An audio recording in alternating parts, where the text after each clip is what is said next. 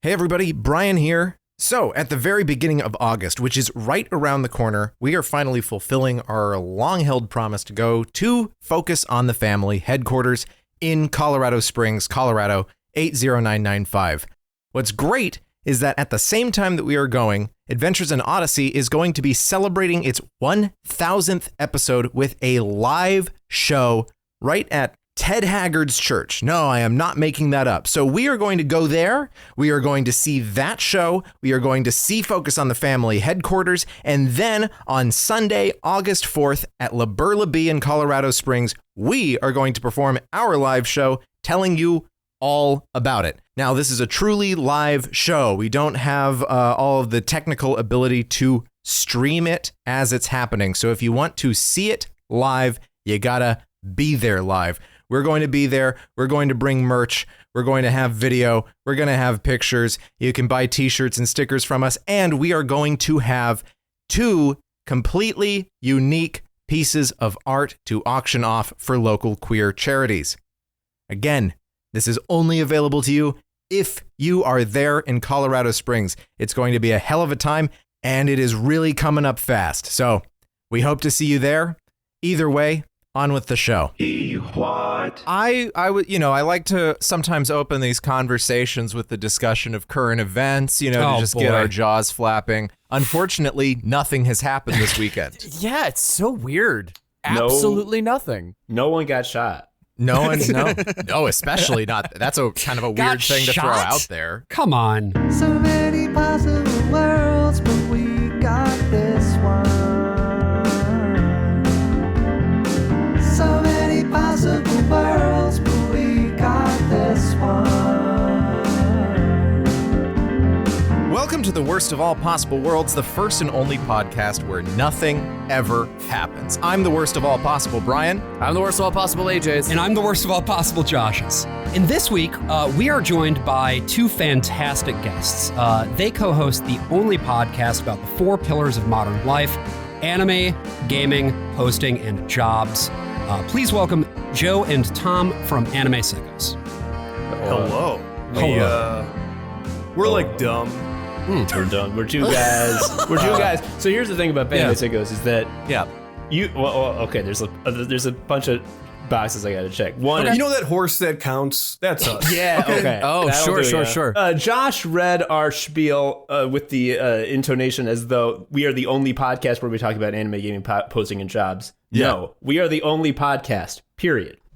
Okay. This is We talk drama. about anime, gaming, Okay. posting, and jobs. What are we doing? What is this? What's happening right now? Is this a leather bar? This is like expand your mind. Just because we're the only podcast doesn't mean other podcasts can't exist. And if you don't understand how that squares, then you need to fucking take Rotate Joe some Rogan shapes. chemicals. You're creating a time paradox. Whoa. Whoa. I am Tom, the anime sicko. I have a high twittering soprano voice, and I go like this. I'm the one that's like this. I'm Joe. I would like to find like money on the ground. That'd be good. I recently was laid off, so like I've always wanted to find money. Another thing to note is that we are the podcast for geniuses. I think that perhaps is the most cogent of the points. Yeah. So if you're a genius, and you probably are listening to this show, you gonna want to listen to Anime Sickos. It's for you. And if you're not a genius, fuck off. That's Do right. not listen to their outta show. here. They don't want you. We have you joining us today to talk about a video game that I know is near and dear to your hearts. When I was talking with you about coming on the show, you were specifically like, Chrono Trigger, man. That's the one that we want to talk about. So what is it about this game that makes you so passionate about it? What's your history with it? And why did you bring it to us today? First of all, you have the Toriyama soul and all the character designs, which is not nothing. It is a huge reason for the appeal, especially as a kid. I was like, this reminds me of Dragon Ball. There was a reason for that, but I was stupid. You thought it was just a coincidence. Yeah, and then there was just a bunch of... Someone out there stealing this Toriyama guy's art, putting it in video games. That guy looks just like Goku. Well, spoilers, people. That's right. This week, it's another Toriyama Tuesday, Oh, as we no. release on another Wednesday morning, which Toriyama famously referred to as Toriyama Tuesday. It does a lot of things by JRPG standards that I don't think are like super groundbreaking, but everything is just done with like a lot of really clever intent. For instance, I think it has a big wow factor for me, is the fact that there are random encounters, but it's not that thing where you walk around and the screen gets very pixely and it throws you into a fight. You actually see the creatures like on the map, which is like a big deal. You don't fade in. You're standing where you are, and then you take your sword out, and then it goes down, down, down, down, down, down, down, down, down, down, down, down, down, down. I'm not gonna do the whole thing. How'd you discover? How did it come into your life? I rented it from Blockbuster because the box art was the coolest shit I've ever seen. What year was this roundabout? It must have been the year it came out. 1985. I remember because it depicts a scene that doesn't fucking happen in the game. I love that huge monster in the ice. Also, Marl is shooting fire. She can't do that. She sure can. She sure can. You played for 3 days, and then because you're a kid, you just like sit and think about it, even though you don't have it anymore. You're like, that guy was kind of like Gohan. That was pretty cool. Magus. There were like 9 Bulmas. Bulmas as far as the eye can see. Bulme is the preferred pluralization of Magus is, as Tom said before we started, he called him Dracula Vegeta, which is true. I played this game for the first time in college. I'm that type of asshole who's like, I must experience the classics. And so I'm like, I must experience this classic. And I was just like, oh, fuck. Like, this is not like a lot of the old games I play for a sort of historical purpose, seeing how it once was and appreciating how far we've come. Chrono Trigger is just like, oh, this game is better than game from now. This game gooder than from now. Yes. Especially because we were in the Xbox 360 era at that point, so that's a low bar to clear. I don't have nostalgia for the game because I was college student is not quite an adult, but I was adult-ish when I came to it. And as I have played more classic SNES RPGs in my life, again, with a sort of historical perspective of like, I will cast my mind back. Every single one I play just makes Chrono Trigger better because like Joe said, nothing it's doing is crazy advanced or crazy innovative, but every single detail is just better than its peers in every way. As a result, you go back and you look at those old games and you're just like, why didn't you do it like Chrono Trigger? Like, what a stupid decision to do your game like this. You could have had it be Chrono Trigger. And I played it again for this, and what the fuck, man, that's the best game. It's like the best fucking game. It's so goddamn good. Yeah. The 90s were quite a time for this sort of thing. In the US, we had the Chicago Bulls, and in Japan, they had the dev team for Chrono Trigger. That's the thing that absolutely blows my mind, because like the dev team for Chrono Trigger making the best RPG ever is like a kid being like, what if I had chicken nuggets and ice cream at the same time? What if Jimi Hendrix was in a band with Keith Moon playing drums? And it's like, that would probably be bad. But in this case, no, it actually like is twice as good as the fucking component parts. Yeah, my first exposure to Chrono Trigger was from the DS version. Which was a repackaging of like the remastering and stuff that they did for the PlayStation game, but without all the loading times and with the added benefit of the lower touchscreen. And I think that's probably the ultimate version. I just replayed for using the PC version, which thankfully they were able to use the pixel art, not the scaled up sprites. But it is not as good as the DS version for sure. How about AJ and you and Josh? I just beat it for the first time on the DS. I had played it initially, and I bounced off the game because I got to the point where I went on Robo's side quest, and there's this giant long conveyor belt that you have to just fight this gauntlet of enemies, and I was way underleveled. And I got to the end, and I accidentally warped out, and I'm like, well, I'm not doing that again. And I shut it, and I did not come back. And so finally getting the chance to beat it for this podcast was so delightful, because I think it might be one of my favorite games I've ever played. When did you first play it, AJ? Back when it was released for the DS, so I don't remember high exactly when that was. It was like high school for both of us, yeah. Okay. Yeah, 2006, 2007, somewhere around And there. Josh, you played it in high school because you just played it now. And you're a Zoomer. And I'm you are a Zoomer. Yeah, no, exactly. This is great that we're sort of getting the full spectrum here of like when people played and to what extent they played, because this was my very first time playing the game. started playing it a couple weeks ago. I played the original SNES version on my analog pocket, which is the best way to play retro games, in my opinion. Yeah, but you don't get the anime cutscenes. That's true, and the quality of life improvements of the lower screen that you get with the DS. Yeah, but there are some small differences with like the translation and stuff like that. So, actually, not small differences. Some pretty right? significant differences. Yeah, very large. But yeah, to spend just a little bit of time here at the top of this, the historical context for Chrono Trigger is really interesting because it starts with the father and mother, as it were. No, the two dads. Happy Pride. Happy Toriyama Tuesday. Yeah. That's right. You can have two gay dads. It's fine. That's right. You totally now. can. Because women don't make video games. And Tell that to the head writer of Quest 64, you monster. she made one video game. So, Jesus. we of course have Squaresoft and Enix.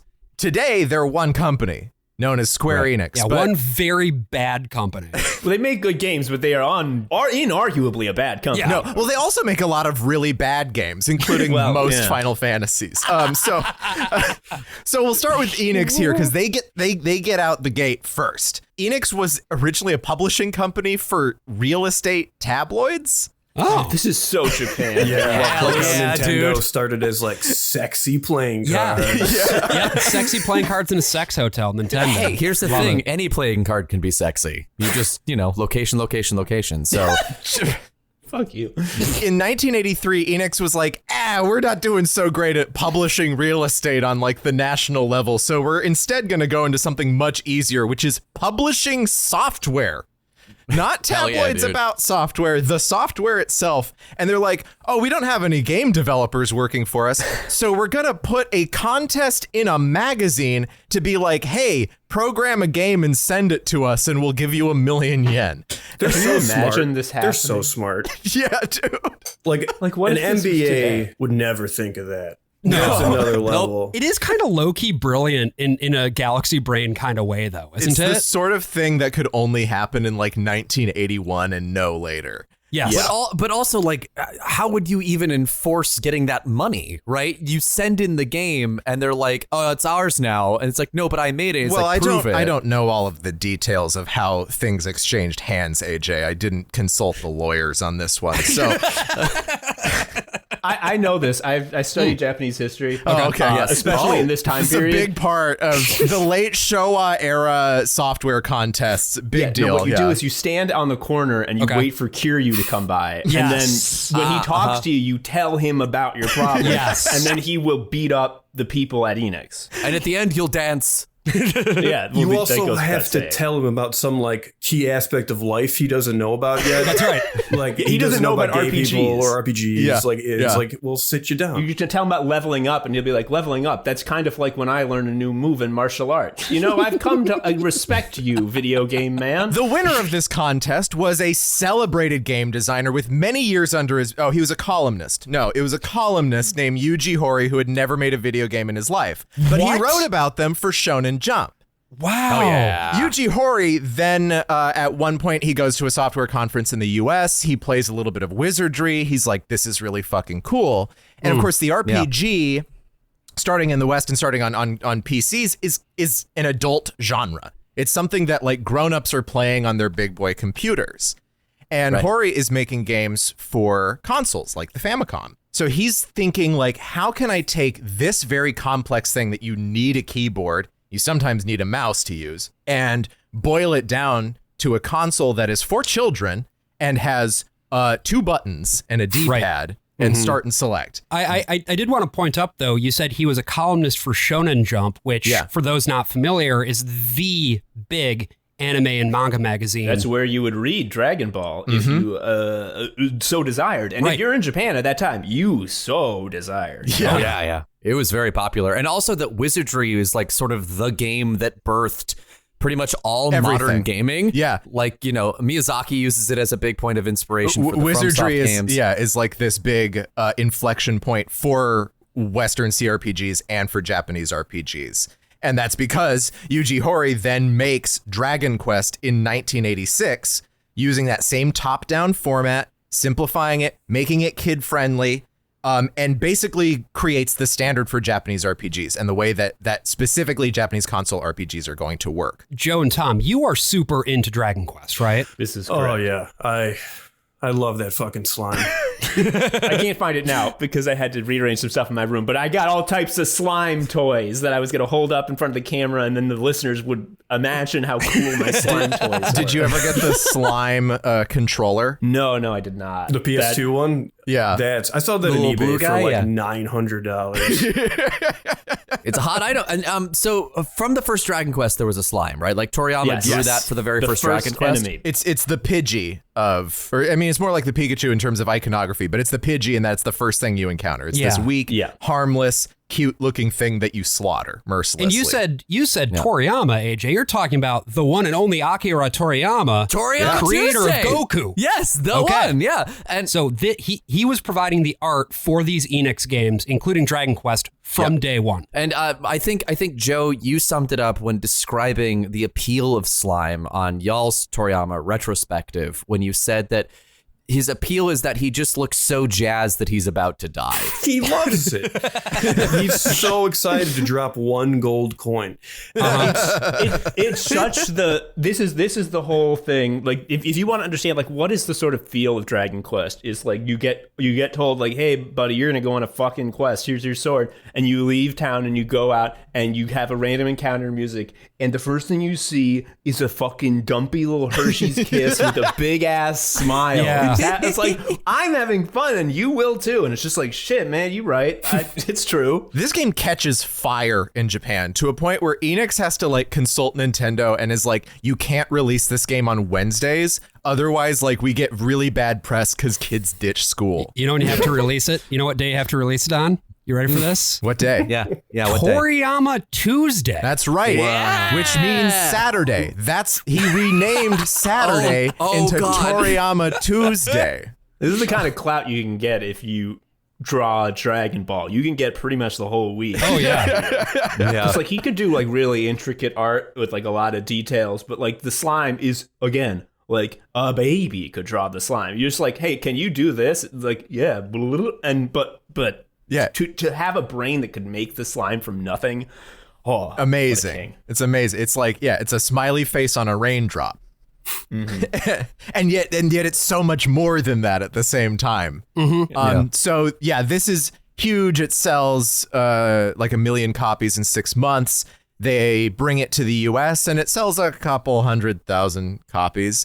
And this is kind of the story for RPGs all the way through the 90s, is that they do like Bafo numbers in Japan, and they are kind of tepidly liked in the West.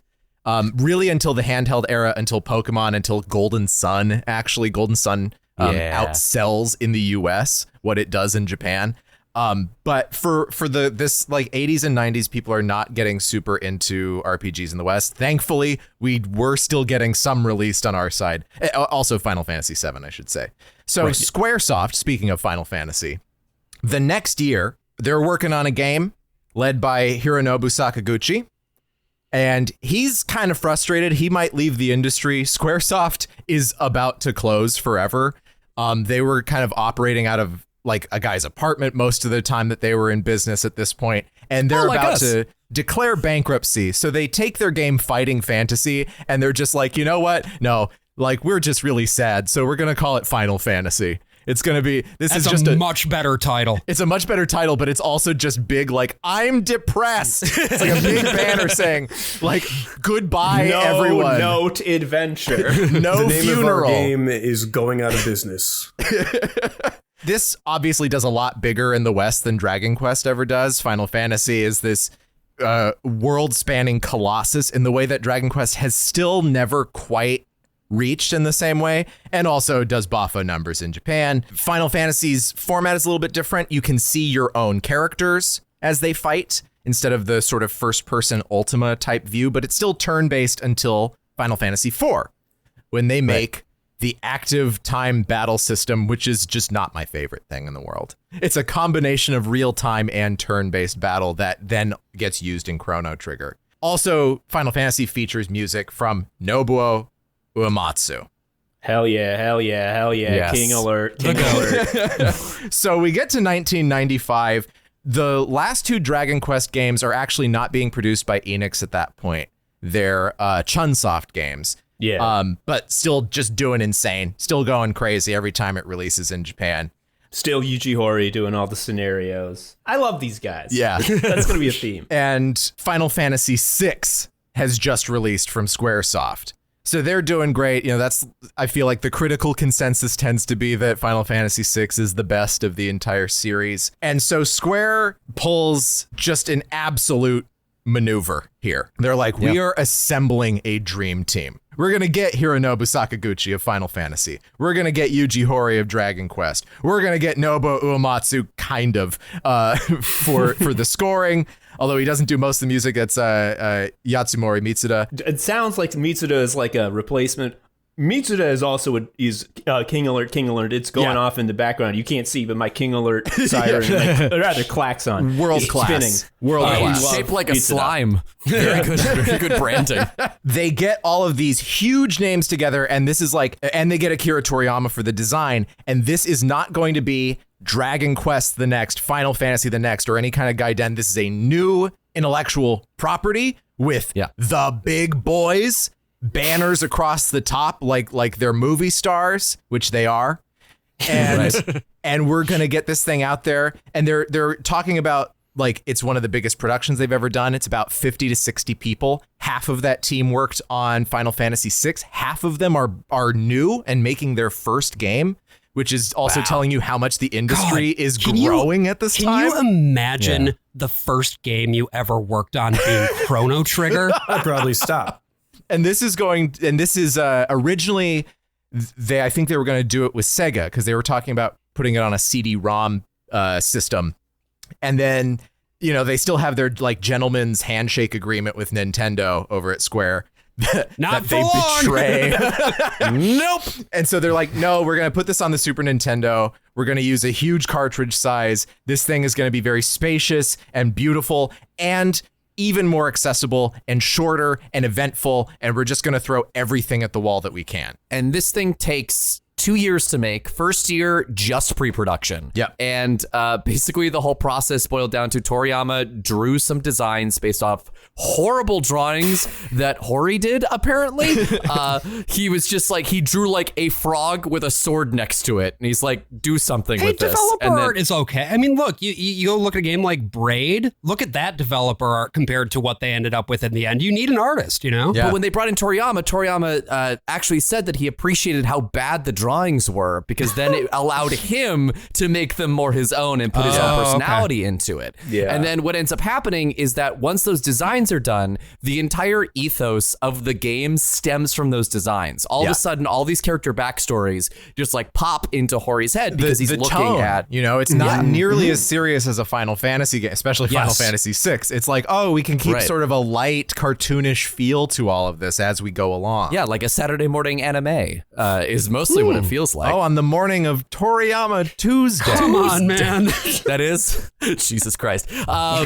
So Chrono Trigger finally releases on March 11th, 1995 for the Super Nintendo in Japan and August 11th in North America. And where Joe gets it in his hot little hands that very day. My brain is rewired. If you haven't played the classic Final Fantasy and Dragon Quest games, like you might think, oh, they're similar because they're both JRPGs. They simply could not be more different. Yes. Final Fantasy's whole thing is that every single game we're going to throw everything that worked in the fucking garbage can because the whole point is innovating and pushing ourselves. Yeah. Right. To use a basketball metaphor, they only are going to attempt dunks from half court. You think that's impossible. And most of the times they fall on their ass. Yeah. But when they hit the dunk from half court, you go, what the fuck? Dragon Quest, on the other hand, doesn't throw anything away, and every game is exactly the same, non-derogatory. To use a basketball metaphor, that is I will never shoot the ball. I will simply do my bounce pass drills until I'm perfect at them. Right. It's like the British looking at chocolate and peanut butter together, and they're like, well, you could never do that. This will never work.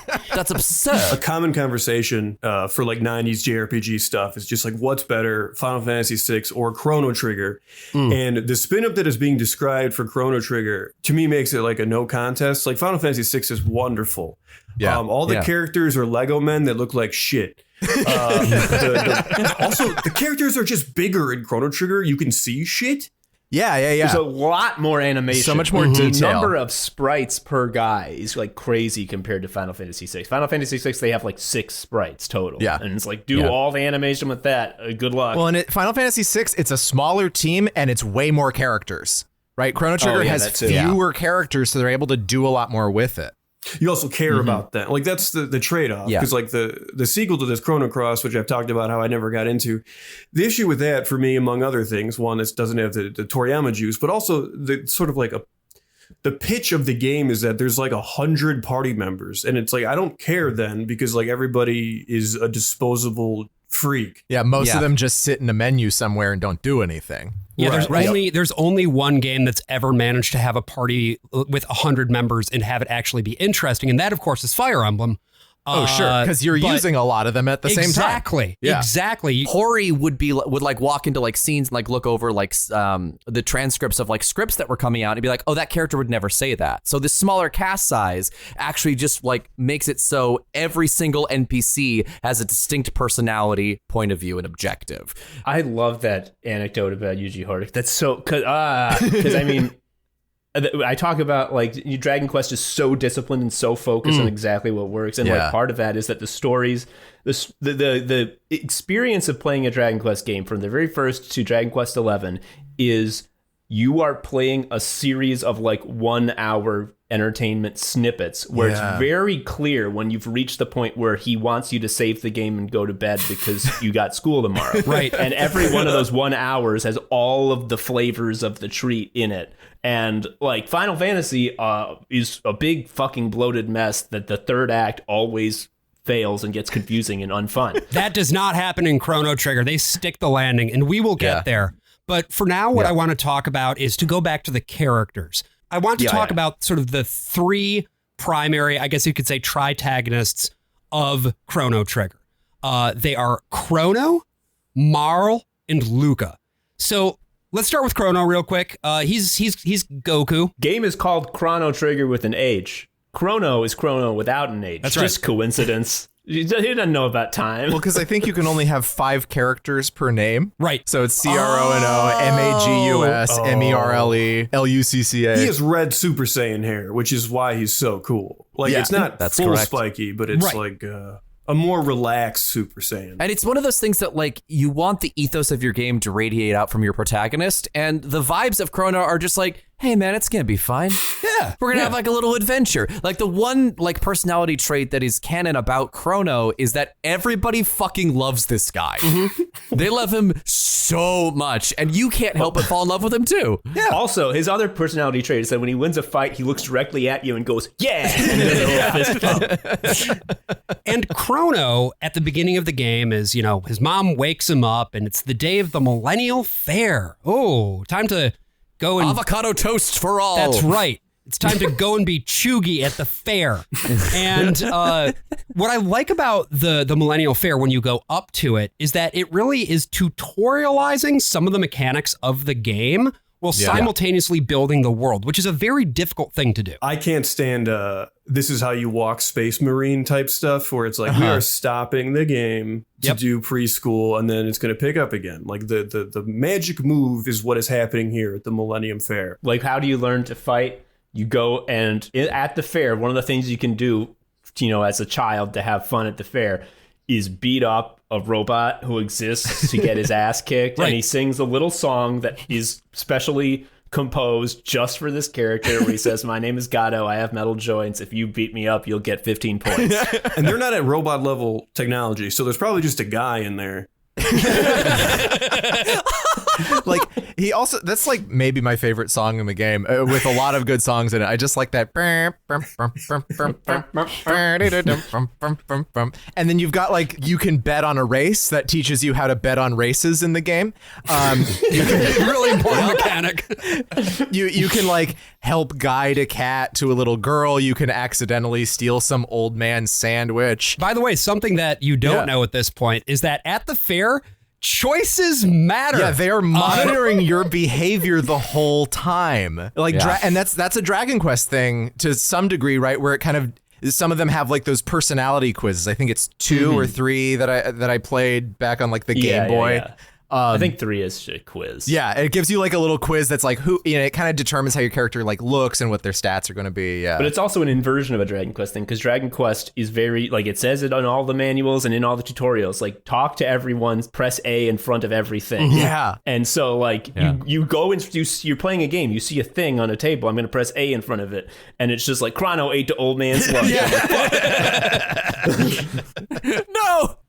And then there's also a weird little tent where you can run into like a weird ghost imitation of yourself and do gestures. That probably doesn't have anything to do with anything. No, probably not. Rayman, the famous French pervert, appears in a tent. It's interesting the way that like the overworld works in this game too, because once you leave your house, you have your run of 2 continents, and you can walk around the whole overworld, and you can see that there are no random encounters on the overworld. There are no encounters on the overworld at all.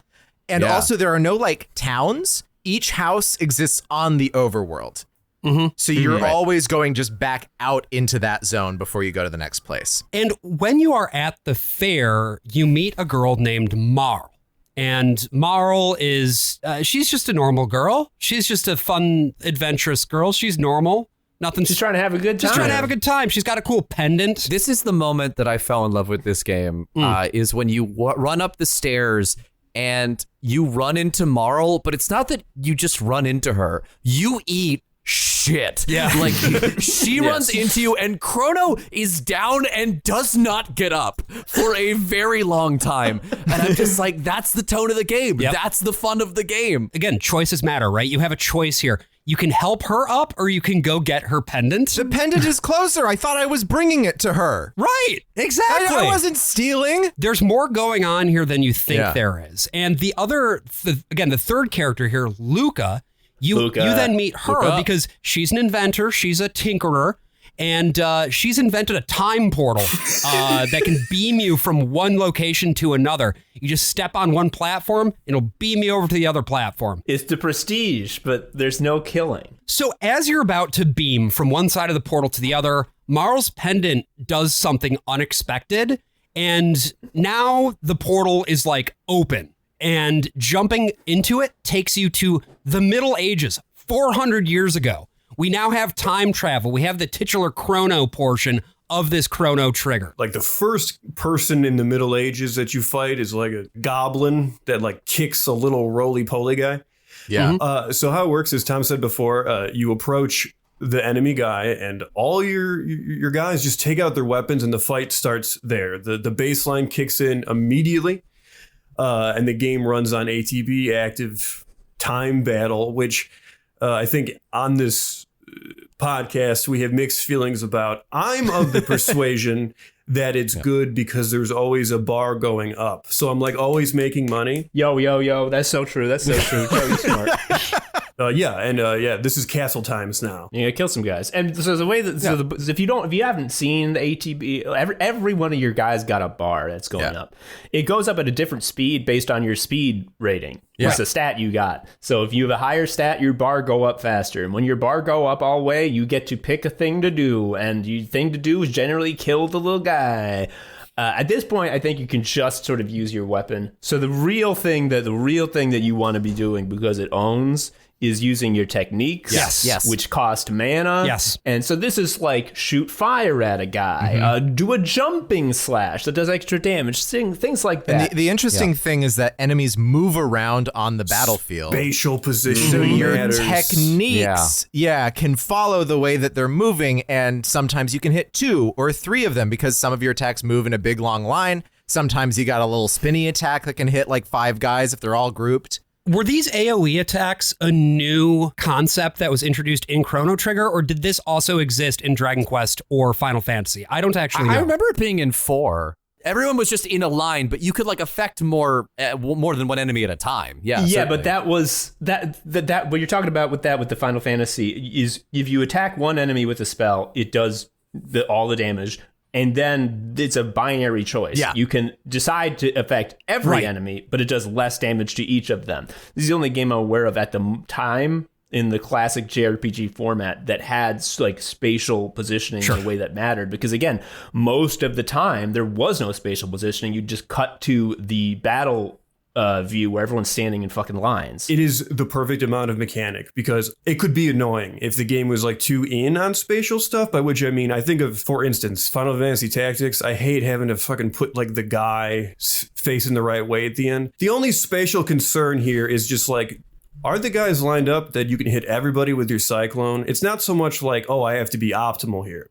Yeah. Yeah, it's just like, have you noticed that there's a little treat for you to take right now? It's like, I have You should noticed. have that treat. Yeah, and what a treat, too, because what I love about this game is they don't gatekeep the cool stuff from you. Within the first 20 minutes of play, you can do a fire tornado. And if you're saying fire tornado, well, how does that work? Who has the ability to swing a sword and shoot fire? Well, nobody, but all your motherfuckers learn dual techs where they smush their powers together. And it's the most beautiful thing because the combined dual tech is more powerful than the sum of their parts. But then the downside is you got to wait for both people to have their bars fill up. And then, like, again, this is the perfect amount of mechanics. This is not going to break anyone's brain. Right.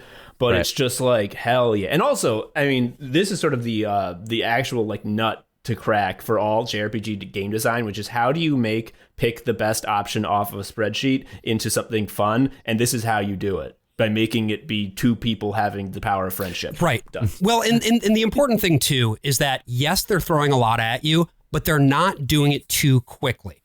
Everything is sort of like you have options, but these options are laid out for the player in such a way that they are not overwhelmed by too much information too quickly. What I will say is that they can be overwhelmed by the relentless pace of the battle. Yes. Because to do text and to do items, and the more you get, the more menus you have to navigate, is that the game on its default settings does not pause while you're sifting through the menus. And you don't have a visual guide to be like, this attack looks like this or anything. So you have to read the words and go through these kind of narrow, unless you're on the DS version and it's laid out on the big touch screen and it's quite fast. On the PC version, there is a setting where you can have the game pause whenever you're in an item or tech menu. And I had to turn that on because otherwise I just couldn't get anything done. Yeah, I played it with full active time. I think the most frustrating thing about the active time battle system is that sometimes it feels like you are being actively disempowered by the gameplay mechanic, where it's like, wait, why did that guy just get 2 hits in? I picked my thing before him, and now he's getting 2 free hits in on me. This is bullshit. And oftentimes it just encourages you to just be like, okay, I'll just slash them. I'll just tap A and slash them. And for a lot of the time that works. You know, that's really all that you need to do. And it's less fun than making fire tornadoes. There were times where I found the actual active thing a little bit stressful just because I was darting between 2 screens too on the DS. Like the DS doesn't solve every problem. No. Because then your attention is kind of split. So there was one time I hit like the attack button. I looked up and the like enemy had decimated 2 of my guys while I was like looking down at the screen. And I'm like, well, fuck, I couldn't even watch the game. I hate it when 2 of my guys are decimated. Just as soon as you think it's like, okay, I've got my 3 characters, we're just going to kind of go around, we're going to fight guys, the game introduces a 4th character. We've got Frog, who is it turns out, a charmed prince who has been turned into a frog. Oh, he ain't no prince. He's just a cool dude. He's just Glenn. No, He's you're right. just Glenn. He wasn't even cool. He That's was true. he was just a squire, basically. Just a guy named Glenn who got cursed by an evil dude, and now he's a fucking frog. He has a broken blade that needs to be repaired, and he needs to avenge the death of his fallen comrade Cyrus. And very quickly, we have a strong character motivation. We have this strong design for what Frog looks like. He's a cute little guy with one huge arm that he can flex when he wins fights. But when he his run cycle is hopping. Yes. Also establishes that like Magus is the big bad in antiquity here. He's the boss you got to look out for. So much of the world in 600 AD reflects the world in 1000 AD, where you've just been previously, but it's less developed. But it's so clear that like you always know exactly where you are and you know how these times relate to each other just intuitively through these audio and visual clues. General concepts as far as a spice in fiction, I really don't care about time travel, especially in games. Because generally in games, what time travel ends up being is just like swap to the old time version in this room, solve the puzzle, swap back, whatever. What is so cool about Chrono Trigger is absolutely 1600 AD or similar. But the other time periods, there's like, it's just a fucking different place. It is, the scale of everything is so different and large. It does not have it's a slightly different room last year. No. Yeah, basically all the time travel puzzles, not entirely all, but nearly all are about the relationship between 600 and 1000. Everything else is just like you're going to a different realm. It's a totally different environment. And they relate to each other in some story ways, but there's not as much of the mechanical, like if I put this here at this time, it'll show up here at this time. The key to those like time travel puzzles is that they are all character based as well. Yeah. So even in one where you literally transform a desert into a forest, it is because you convince somebody to take a single action of saving a seed in the past, which can then be planted and harvested over time. Well, and then also the hilarious move of like, but it will take 400 years to grow this forest. Who could help me for 400 years? It's like, we got a robot. He's not going to die. And what a hell existence for Robo. Can you imagine? No, he's doing great. You can see him on the map. He sometimes turns into a tractor. Sometimes he's wearing like a little bonnet as he's like sowing seeds. You end up being able to get back into a portal, travel back into the present, but now things are in total fucking disarray in the present, and Chrono is on trial suddenly. Yeah, they're not in disarray because you did a Marty McFly and caused a bunch of people to disappear. They're in disarray because you kidnapped the princess. Surprise! Marl with the parachute pants is the princess. Oh, that's another Toriyama thing, is she wears genie pants. I didn't. Well, there you go. There you go. It's so much easier than drawing legs. Yeah, she's a regular Mr. Popo. Don't do this. No, don't do this to me. One major difference. Can you spot it? So the trial is so cool because this is where the payoff happens for like, oh, all of those things that you did at the fair. Yeah, we were watching the whole time. They set me up. They fucking set me up. They knew exactly what we were going to do, and then they punish you for it. Yeah. I mean, it's such a like, oh my God, I'm playing something really special because not only is it doing this thing that nothing does, where it's like all those JRPG things that you do in every game, naughty boy, you should have done them. And I'm like, fuck. But also like just the visuals of the courtroom for a SNES game are nuts, because like it's like got depth. These games never have depth. Yeah, like the guys in the foreground are huge, and like the guys in the background are small. Yeah. It's like usually the sprites are the same size. The whole crowd is like moving and braying, and you've got the stained glass window behind you. And like imagine the opera scene from Final Fantasy VI, but like more better. Well, it's interesting because there's this great translation of a bunch of interviews with the dev team that's over on Shmuplation. Very hard to say. We'll have it linked in the description. But in Japan, they didn't have trial by jury until 2009.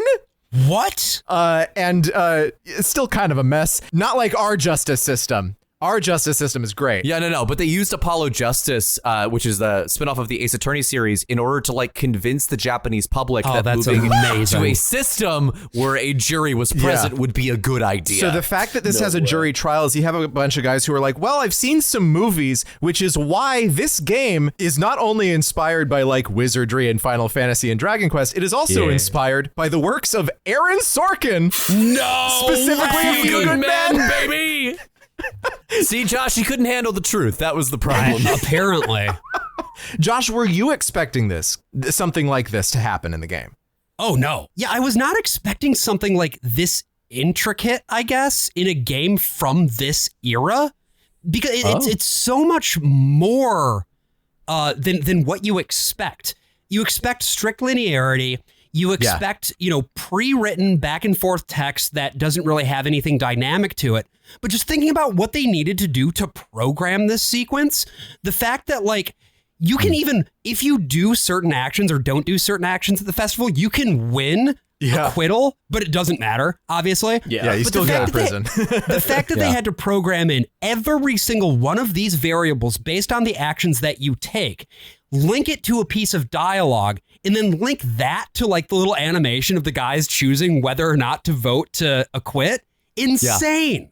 Also, that you don't know how many guys. Yeah. You don't know how big the jury is. Yeah. Yeah, I was talking this on my episode of Sickos, but like when it comes in and it's like it's a sixth guy, and you're like, well, surely there can't be more guys. And then a seventh guy comes in, and you're like, God damn it. And it's not smug about it. That's what I love about this is that it understands that you as a player have this impulse to just do chaos, right? And then it's like, we caught you. And then it's like, go on, but you know what, you little scamp, you get out of here. Yeah. It's not like you killed a man in this game. Yeah. That's like killing a man for real. Right. I was going to say the biggest thing for the courtroom move for me is the pacing, because you just get done wrapping up in Castle Times, a fun boss fight. Like you save the day, you just get sucked out. And like literally as you hit the ground, they're like, oh shit, it's fucked, man. Like you're under arrest. Like there's no time. It's so good. Lesser games would have you build up to that slowly, not like grab your wrist as you finish a boss fight. This game is so dense and it's so just eventful. Another big thing is coming your way, and you can beat this game even like if you do everything, it's like 20 hours. And the other thing about when you were talking about the time puzzles, like, the time puzzles are character driven, and all the shit you were saying is correct. But the other thing to note is that you don't get to do any time puzzles until like right at the end. Yeah. Everything up to that, like, you might think, time travel, I'm not going to wrap my head around that. Like for most of the game, you don't get to choose when and where you go because until you find a fucking time machine, you're just at the mercy of what like the naturally occurring time portals go to. And so like you just like the next chapter is future chapter. And so now we're in the fucking future. Exactly. And you don't get to decide. It just happens and it feels great. It's natural. Well, because that's the thing that it does so deftly, I think, is it balances itself between sort of this complexity and sophistication around the mechanics and the storytelling. But at the same time, it doesn't give you enough rope to hang yourself with. Like, it's always taking care of you in some way. You mentioned, Tom, going forward to the future. That's exactly where we head from here because, when you've been convicted, what do you need to do? Well, you need to jump into another portal and travel forward into time, obviously. And we end up in 2300 AD, the future, which is this, like, dark, damp, dismal, catastrophic future that was brought about by the rise of Lavos, who is the big bad in this game. But unlike a lot of other games where you get to the, dystopian future and they're trying so hard to like say something about society, here it's just kind of goofy. Yeah. And it's fun. Like, you are grounded in the seriousness of how difficult this world is to live in, but it still doesn't lose sight of the fact that it's kind of a silly little game in a silly little world. And the overworld music here is so good. It's got this like wind chime thing that's also like if you're playing with headphones, you can really get the stereo experience out of it. It's ugly and it's beautiful and there are all these shattered domes everywhere and people are all wearing rags and they don't have food. They just have these machines that keep them alive, but they're just always hungry. I think it's just so funny because like you think on a time travel game, like you're going to go to the future and there's going to be like, it's going to be like sci-fi. Flying cars. Junkyard with freaks. Like it's 100% mud, folks. Yeah. And one guy with a motorcycle, baby. He's so cool. He's so cool. The coolest guy, Joe. That guy is very Undertale coded, which again, it's like, it's interesting to go back for me, having not played this before. So many influences I am now seeing that I did not understand before. It's such a clarifying, like, text for so many things. Yeah, it's like that with Ozzy and his traps too, that just like don't do anything. It's like, Toby Fox wasn't making fun of RPGs. He wasn't riffing on them. He was just doing a joke that actually happens in 90s JRPGs. He didn't fall from the coconut tree. No, he exists in the context. He exists in the context, but he is unburdened. He is unburdened by what has been. And also, this is another, they don't dwell on this much, but I really love this as a characterization thing, which is that they find out by looking at a fucking video screen that in 1999, the year Dracula is killed. Lavos, this big fucking spiky monster, comes out of the ground and causes the apocalypse. Right. And then like this 2300 AD is just like the slow death of everything after that. All humans are gonna die. They have no food. It's just like they're barely hanging on. And it's like, but the world's ended. Yeah.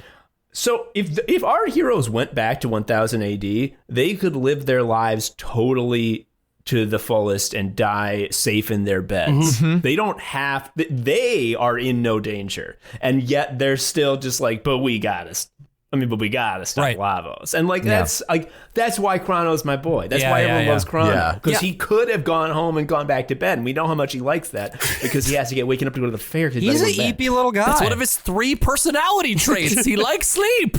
But yeah, no. And then even just like how they find a seed underneath one of the domes and they bring it to like them, and they're like, well, I mean, this really isn't going to do a whole lot of anything. It's a single seed, but I mean, we'll try, I guess. And Chrono's like, yeah! and then you ride on a motorcycle for a while. It should be noted, too, with the 1999 thing and like the anxiety around the millennium. And also, fun fact, there was a point where they actually had a Y2K bug while they were working on the game. And some of their game files went back to, their date changed to 1960 and they couldn't access them.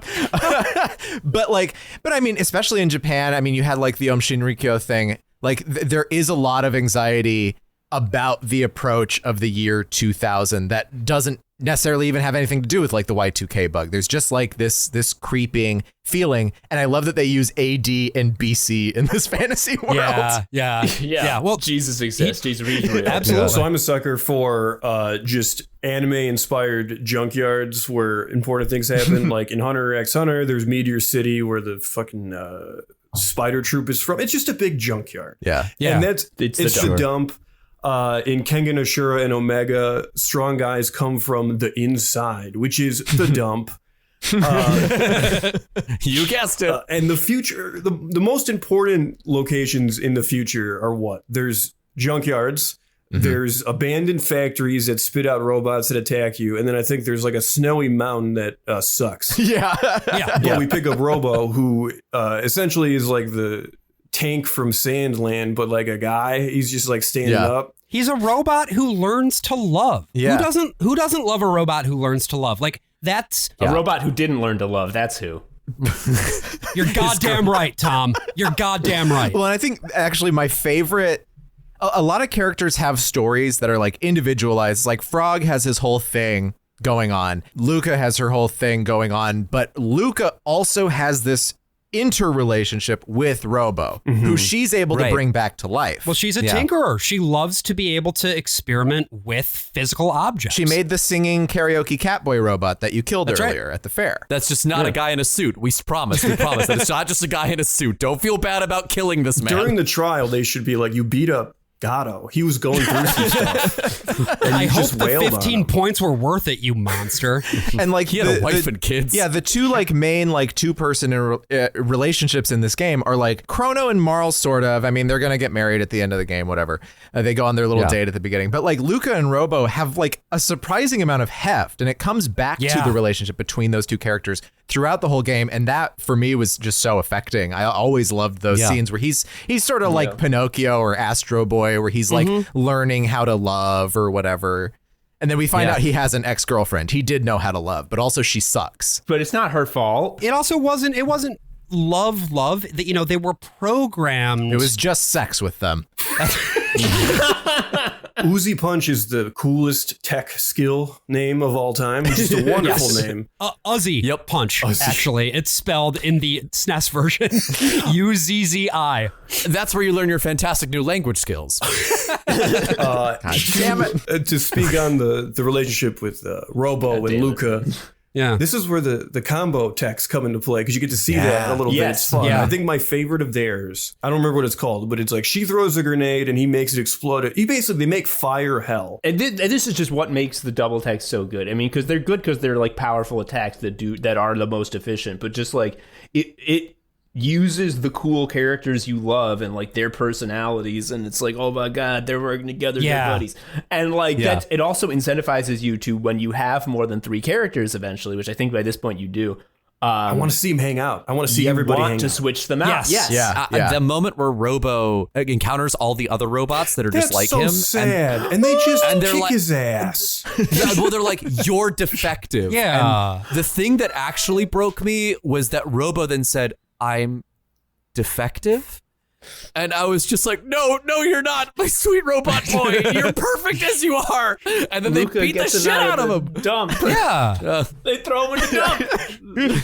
And then he's throw him in fine. the trash He's compactor, fine. and then You he's fix fine. him. Of course he's fine. He's doing great. Well, because that's the other thing, too, is that, like, the guy who translated this game into English had 30 days to do Yeah. it for the original That's SNES pretty version. typical. It was That's- one guy, 30 days. He had like a couple of pieces of paper documents with like the whole scenario, and then he's just looking at Excel spreadsheets the rest of the time trying to piece it all So together. which one's Chrono? Genuinely incredible. Yeah. Because I did, of course, play the SNES original, and Yeah. there's a few situations where it's like, okay, that was probably not translated quite correctly, or that lacks a certain facility, shall we say. But at the same time, you compare this to a lot of other translations, especially translations from this era, and it sings. It's so well put together. It has a sense of humor all its own. Yeah. It smartly uses American colloquialisms to replace Japanese equivalents rather than just trying to do a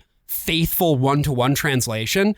And you get such a strong sense for the character of these characters because of that. Yo, can we talk about Specchio now? We sure can. It's been too long. We sure would love to talk about Specchio, because once we make it out of the future, we head to the end of time. And this is where we meet a guy known as Specchio. So yeah, who wants to sort of introduce? Specchio, he's King Kai, okay? His job is he's going to teach everybody magic. And how do you learn magic? Well, we learn later that there was an era of magic where humans at one point wielded it, and we can unlock it now with the help of Specchio. And the way you do that is you walk in a square several times, and you really think the word magic. And then you awaken elements. The fact that each character is an assigned element was like another personality trait that I sort of glommed onto early on. Yeah.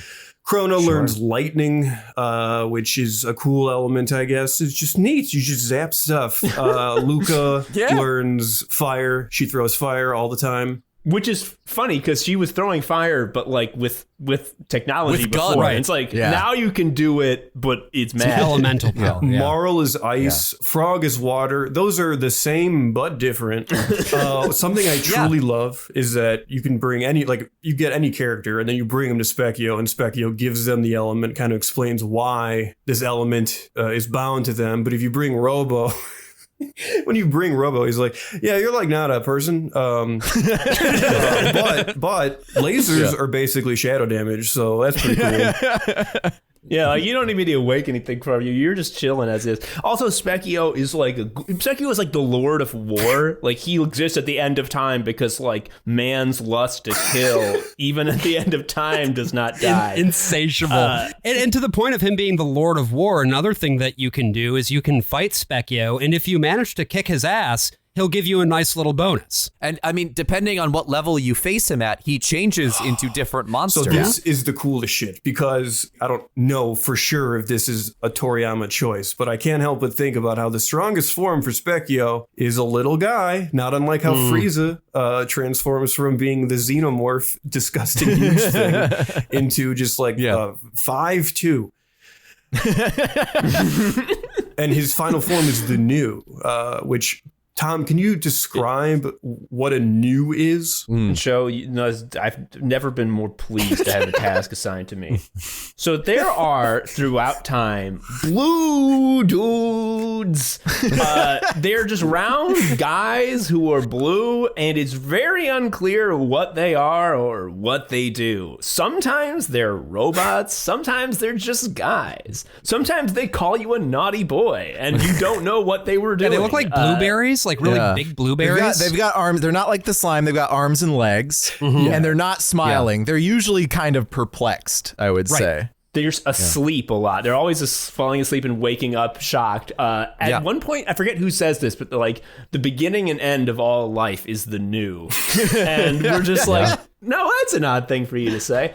And again, yes, that's the Specchio's strongest form is the new. Yeah. Which, like, we talk about how too much, this is not a new observation by any means, but too much lore is a prison. Yeah. The new never being explained even a little bit is just like, mwah, I love you. Yeah. Can I tell you one of the greatest achievements in video gaming? Like, I'm a guy who really likes the plink that happens when you get the achievement on, PlayStation. I like the way that it activates that dopamine center of my brain. Like, I did a thing good. Consumes him. Yeah, it's fine. I don't lose sleep over it. But like when I met that new that let me scratch his back and the screen erupted, you found the secret scratchy spot. I cheered. I had to take a lap around my couch and said, let's fucking go. Also, you fight news in that area as well. So this one's cool. But yeah, and talking about like other things that don't get explained too much, when you're at the end of history. Well, that's 1990. The end of time. Yeah. Well, it's Francis Fukuyama under the lamppost. It's just That's the old man. You're just in like a Victorian alleyway. It's simultaneously 1990 and the end of time, but either way, it's the end of history. There's just it doesn't tell you anything about it. It's just like, this is just after time ended. Here's a guy who's mostly asleep. Here's another guy who kind of talks like some sort of New York cab driver, and he teaches you magic. Here's a bucket that brings you to 1999. I love that it's a bucket. Available for use anytime. Go fuck up your game whenever. Yeah, from that point, you can just go fight Lavos. Or you can do what any sensible person would do, wait until New Game Plus to do that and get all your 16 endings. And instead just go over to the time hub and go back over to all the time portals that you've encountered so far. This is the fast travel system. Yeah. There will be a faster travel system later on, but for the time being, the way that you get around and move between the different time periods is you get into one of these portals. They're these blue glowing orbs that expand. They send you to the end of time. And then at the end of time, there are a number of different they're the fucking platforms from the transporter in Star Trek, right? Where you step into it, you hit the button, and you get beamed up. When you arrive at the end of time, there are actually portals to places you have not been yet. 2 places. So it opens up slightly, and you can do this next section in whatever order you want. But the one that I immediately went to, and I think a lot of gamers also sort of, when they see this, want to jump right to it, is the 65 million BC. Yeah, I mean, so far we've been dealing with a range of time spanning 1,300 years, and then whatever the period is between the future and the end of time. Now we're traveling back 65 million years to the prehistoric age, where we meet a sexy cat girl. Yeah, Ayla is a cave babe with huge boobies and big 80s hair. Yes. Toriyama is tugging off to this babe. Hold on, I have some choice quotes here from the developers about Ayla. Yeah. Okay. So the question that was asked of all the developers in the room are, what party do you think is the easiest to get through the game with?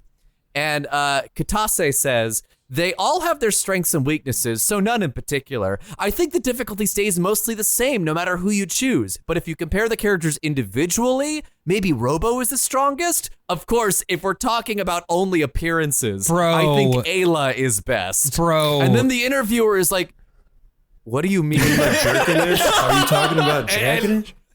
And Katase says, during the development, her breasts actually bounced more. It was amazing. The boing boing they were able to convey with such small character sprites. And then Uchiyama chimes in, but then Aoki saw it and said, this is too much.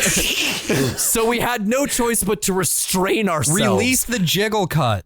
You can see a remnant of our enthusiasm in Isla's battle animations. Yeah, though. she still jiggles in there. They really bounce in some of those special moves. End quote. She is introduced in the game's, if you're playing one of the remakes, in the game's first anime sequence. A full motion video, fully animated. She shows up, saves you from some monsters.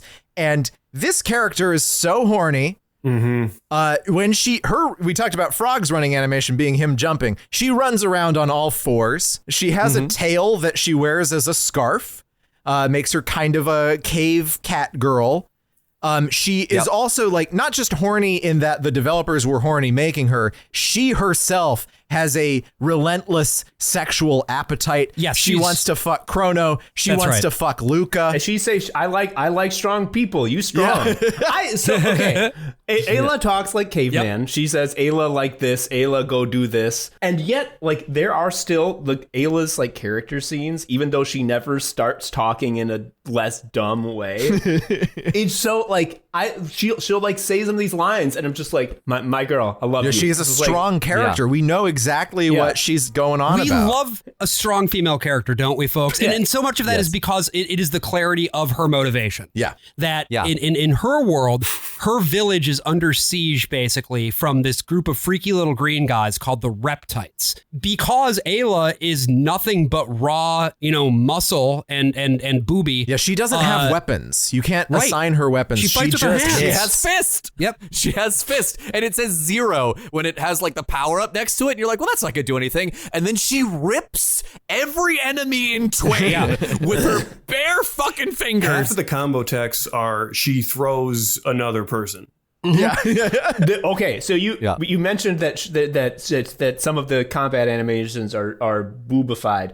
I want to talk about a combat animation of hers that's not boobified, but it's just incredible. So one of the best moves in the entire game is she throws Chrono in the air and he shoots in a perfectly horizontal line. So anytime enemies are lined up and you got Chrono and Ayla in the party, if you are not doing that, you are a fucking moron. Right.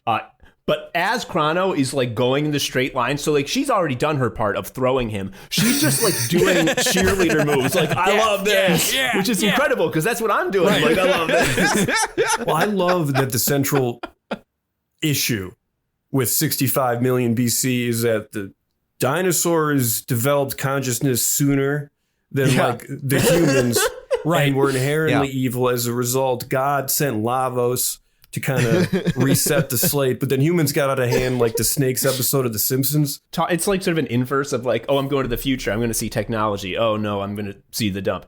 It's like, I'm going to the future, I'm going to see cavemen. It's like, well, yeah, but also you're going to see the far more advanced reptile civilization of Dino Men, who are like they are as advanced as the Middle Ages, if not more. It's just like, oh, it's prehistory. All of it was lost to time, right? So who can say? Maybe this happened for real. We don't know. Ayla's whole thing isn't like she hates the Reptites. She's just like, I fight. Right. Like I fight because I strong. If I die, they stronger. If they die, I stronger. I have tried. Right. I must try. That's just a saying they can't talk. Yeah. Like that's what that is. And they have like a respect for each other. Like when you finally defeat the Reptite Queen, as Lavos is like barreling towards the earth in order to like burrow in and like destroy everything, the Queen says, right before she dies, she refuses to like be taken with you to be saved. She says, Ayla, take care of this planet, okay? It's all those little details that show you just how much love went into this game. They wanted to make something that would stand the test of time, and, they succeeded. We're going to talk a little bit more in the second half of this episode about the way that the narrative kind of opens up and some of the really cool tricks that the game does. So stay tuned right after this. Oh, hey, it's us, the new. You might remember us from the shops, or the hunting ground, or the being right behind you when you've lost your keys, and you're like, hey, where are my keys? And then boop, aha, there we are. Your keys resting on the tips of our big floppy tongues. We could hold them in our big blue hands, but we won't. Oh no. We don't want anything. We just wanted to let you know that we're here, if you need us, for shopping, for hunting for sport, for putting your souls into when you need to cheat death or whatever. It's totally chill. Some of us are robots, but some of us aren't, and you won't know the difference until you're knee-deep in our innards, which have the appearance and consistency of blueberry jam. Scratch our backs and we'll give you a little treat. Wake us up from our naps and we'll scream a scream that sounds like this. Lose your keys and we'll put them in our mouths. We don't care. You can do whatever you want with us, because we know that one day you will return to us. You all do eventually.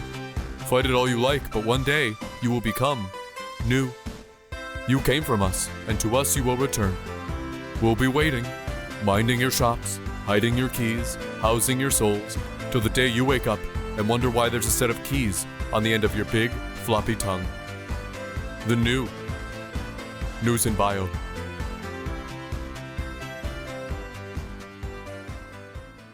apropos of nothing, but we're talking about the little details. You know how the Chrono Trigger does all the little details with such love. These are some animation flourishes that did not need to be in the game and are not in any other game of its time. That Joe and I go fucking nuts for. Luca and Marl, the girls, our gals, they use ranged weapons, a gun and a bow. So when they do their attack animations, just kind of stand there and they shoot a projectile. When there is an enemy that they are attacking that is very close to them, there is a bespoke animation for both where they clunk the enemy melee style with their weapon, which is just like, I can't believe they put that with in. a unique sound effect too. Clong. The other thing that just is so cool, and I haven't seen this in other games must have done this, is that when you crit, there's a different animation. Like obviously crits have different sounds, but like the fact that Chrono does 2 slashes, Frog does like a jumping slash, a double hit. Does Ayla like actually bite them? I wish she'd do that to me. Come on. Hey, oh, what are you, Takashi Toshita? Hey, oh. But it's one of those things that goes a very long way because like all JRPGs are just you sitting in battles pressing menu buttons. So anything to spice it up a little bit is a huge win, and it's so cool. The animations are slick. It also it's a little drum roll for the goodie of the crit. Because when you get a crit, the goodie is number bigger than I thought. But like the number gonna be bigger like right away. And you're just like, oh boy, and then the number's big, and you're like, fuck, my efficiency is nuts. Chrono will run up and slash if he's doing a regular attack, but I think if he crits, he like just Dragon Ball Z flies at them. Yeah, it's not even just the hit, it's the approach that changes. Yeah, and I will also say that just in terms of equipment, I know this is getting really in the fucking weeds, but like the fucking like weapons that you get as you level up are all so distinct and they're all so like cool, and it's not just that the numbers go up, they also like give you like little bonuses here or there, and you know, if you want to get the really really good stuff, you have to do in a very lengthy side quest. There's a helmet you get at one point that will not just up your defense, but like lower all damage by like a third, and whoever wears it changes their stance. It's the guard helm. You gotta get it. You get it from the forest shrine. You pick that or the swallow. You got to pick the guard helm. Yeah. No, I never swallow. I exclusively swallow. That sword is so cool. Too much. That is too much. No. The sword itself is there are just so many other activities. No. I have got. It's not even the best sword. It's not even like the second best sword. What's wrong with you? Yeah, but it's blue and goopy, and I love it. Every choice in this game is the correct choice, and that's what I love. Yeah, I think that's a really good way of putting it, AJ. Like, there's so many other RPGs, and some immersive sims struggle from this as well, where like you can build your character wrong, and then on down the line, you're like, fuck, I have to go back like 10 saves and 5 hours of gameplay ago so that I can build it out correctly. Yeah. This is when you put all your points into swimming, for example. Yeah. I played through Baldur's Gate earlier in the summer, and there's so much stuff that you should just sort of see it as a bonus. It's like, oh, if this character just happens not to die, then you'll be able to see all this other stuff happen later. But it just turns into a like, oh, I need to Google this first before I know how this encounter will go, because then I'm going to be locked out of something. It's like, it's a 160-hour game. Who cares if you're locked out of something? But still, it bothers you. And with Chrono Trigger, it's like your choices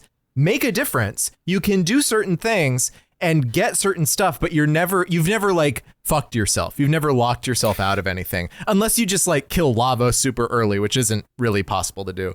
I think the only like major goof up you can do is there is the little time travel puzzle move where chests throughout time are better. Like the investment increases. Certain items are not as good. And so the mistake you could make is it that you would go to the past and open it, and then they would not appreciate in value in the future. Oh, really? So the chests persist and they're always more valuable in the future? Just in like one specific instance. It's in the Northern Ruins. Is it all of them? There's 4 or 5 chests of the bonus chests that you can unlock with the crest later on, that if you go to them in 600 and actually go to the chest but then don't open it, then when you go to the year 1000, you can open it up and you'll get a nicer version of the item inside.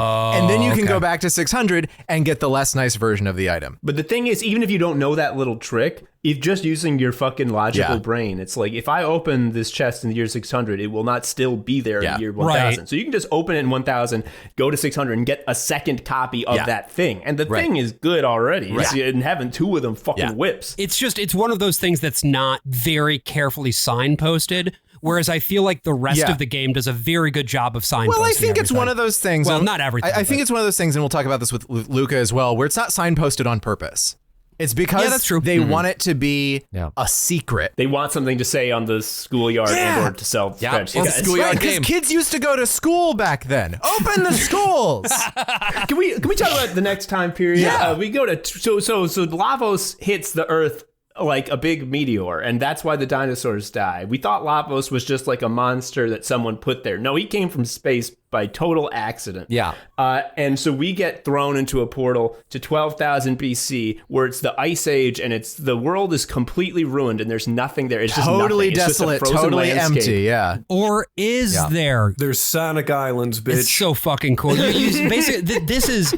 To me, this was, I think, in terms of art direction, the coolest reveal in the entire game. Yeah. That you go into these domes, which resemble the domes that you end up seeing in the future as well, on this planet that's just totally, it's like nuclear winter or whatever, right? No life. Just actual winter. But then you step into these portals and they beam you up into the fucking heavens. That's right. Sky Atlantis. There's a whole other world up there, and it is gorgeous. And this is like at least halfway through the game. Yeah. They are throwing a brand new world at you with a completely different visual design from anything you've seen before, and a whole new set of characters. Also, it's the crux of the entire plot. It's like the most important thing by far. Yeah. And also the music is nuts. Yes. Oh, You've done it's all like this. a sitar. I don't know what that I would describe that sound, but it really gets you in the mind space of, you're like in a completely fucking different place. Like, it's different. Like, this isn't even close to cavemen. You've done all this stuff. You've defeated the reptites. You've defeated Magus, who's like, he's Dracula, and he's fucking awesome. And the castle is like spooky and weird, and monsters imitate your mom. It's just like a regular Toriyama Tuesday at my apartment. Come on. Come on. I don't know, guys.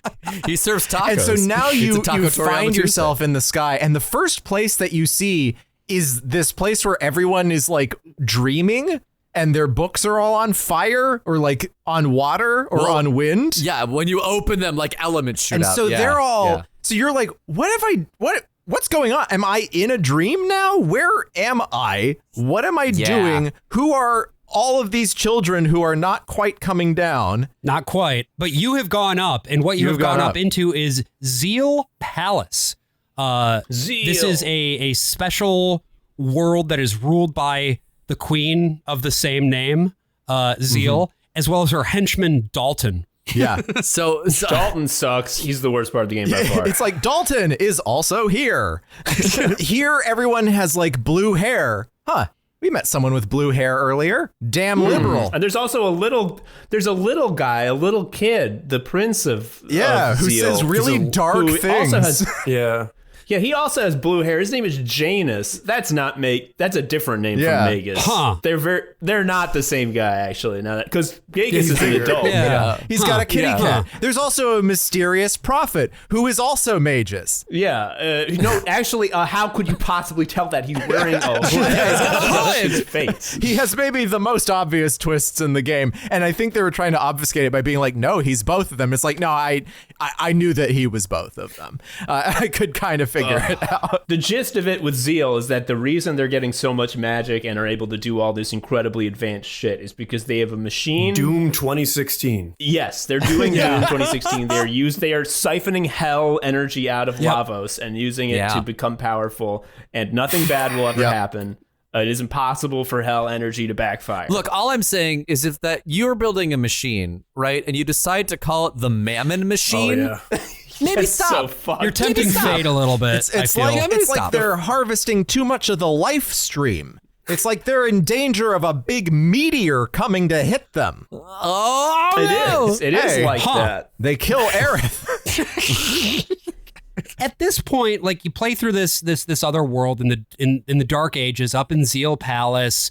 You discover the Mammon machine, and there's some fun combat here. And then you get access to a fucking time machine, and the entire game at this point opens up to you. Yeah. There's various side quests. You can do as many or as few as you want, or you can just go fight Lavos immediately. In the bucket. It's up to you. Frog has his like legendary sword, and then the game goes on, and the legendary sword is like outclassed by some shit you get from a regular shop, right? Yeah. And that's a bummer Yeah. because like that's supposed to be the Glen sword and stuff. So I really like the quest that involves basically rejuicing the sword so it's better than stuff you can buy. But I think going to a grave and being sad, is that right? Yeah. Yeah. You put Cyrus's ghost to rest. You confirm that, there is a strong warrior inheriting his will who will put an end to the Fiend Lord, which is very funny because you can have Magus in here. You can as this happens. That's another funny thing is like after, when you're in the Middle Ages, like after the war with Magus is done, you can bring him over to the castle and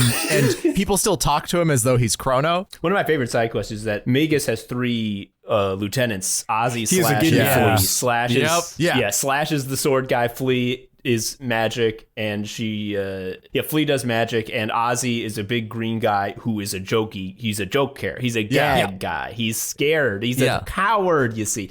So after Magus is sort of defeated, and you sort of glossed over this, but you can get him in your party. But you can go back to Ozzy's special fort and just like kick Ozzy's ass. And the fort is talk about, you were talking AJ about the little imps who are annoying on purpose. Ozzy is annoying on purpose. Like he is fucking Sans and Papyrus. Like this is where it comes from. Because there is one, because he's always standing at the top of the room with a crank. And as you walk towards him, he turns the crank and the most annoying shit in the world happens to you. And you go, ah! So there is one time where there's just a big hallway and he's at the front. And every time you take a step, he turns the crank and the fucking pit opens and you fall down into the And it doesn't matter where you go. You can't anticipate it. The pit will just be under you, 5-6 times, no matter what. It's like the Sideshow Bob rake gag, because you're like, there's the amount of steps you take before the next pit comes keeps getting so shorter, funny. and you're just like, there's no chance there's another pit. Yes. Yep, another pit. And you can't even save when you fall down there because the save points, some of them are fake and are actually save enemies. they hurt you. And it shifts every time you fall in, so you can't even get it consistent. Just like legitimately the most annoying on purpose game design that they could possibly come up with.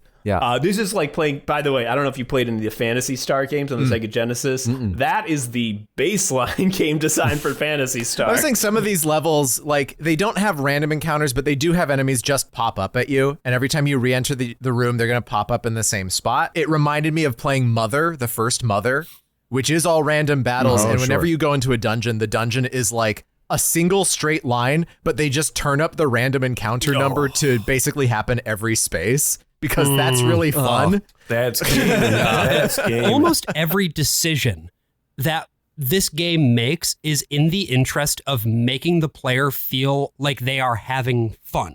They aren't going to be frustrated. They aren't going to be fighting against the systems of the game. And I don't mind. Like, I actually am a defender of the Shin Megami Tensei games, and that is a game where you are very much fighting against the mechanics of the game in many cases. It's just a different... That game is They violent spit to in its your players. mouth. Like that's the point of the game. Like it's like you're my bitch. Isn't this fun? And you're like, yeah, I guess. Like the game's main goal is like, what if you died on turn one and you didn't get a chance to act? But like at the same Wouldn't that be time, fun? something like Chrono Trigger, it's constantly giving you these opportunities to have fun. And I know, Joe, you had mentioned when we were prepping for this, you had mentioned the actual Magus battle. Like when you're able to be Frog and you're able to make the decision to either fight him or bring him into your party. This is so and sick. either way is fun in its own way. Yeah. So after you do a big boss fight with the Mammon machine, I think, and then everybody gets sucked through a portal.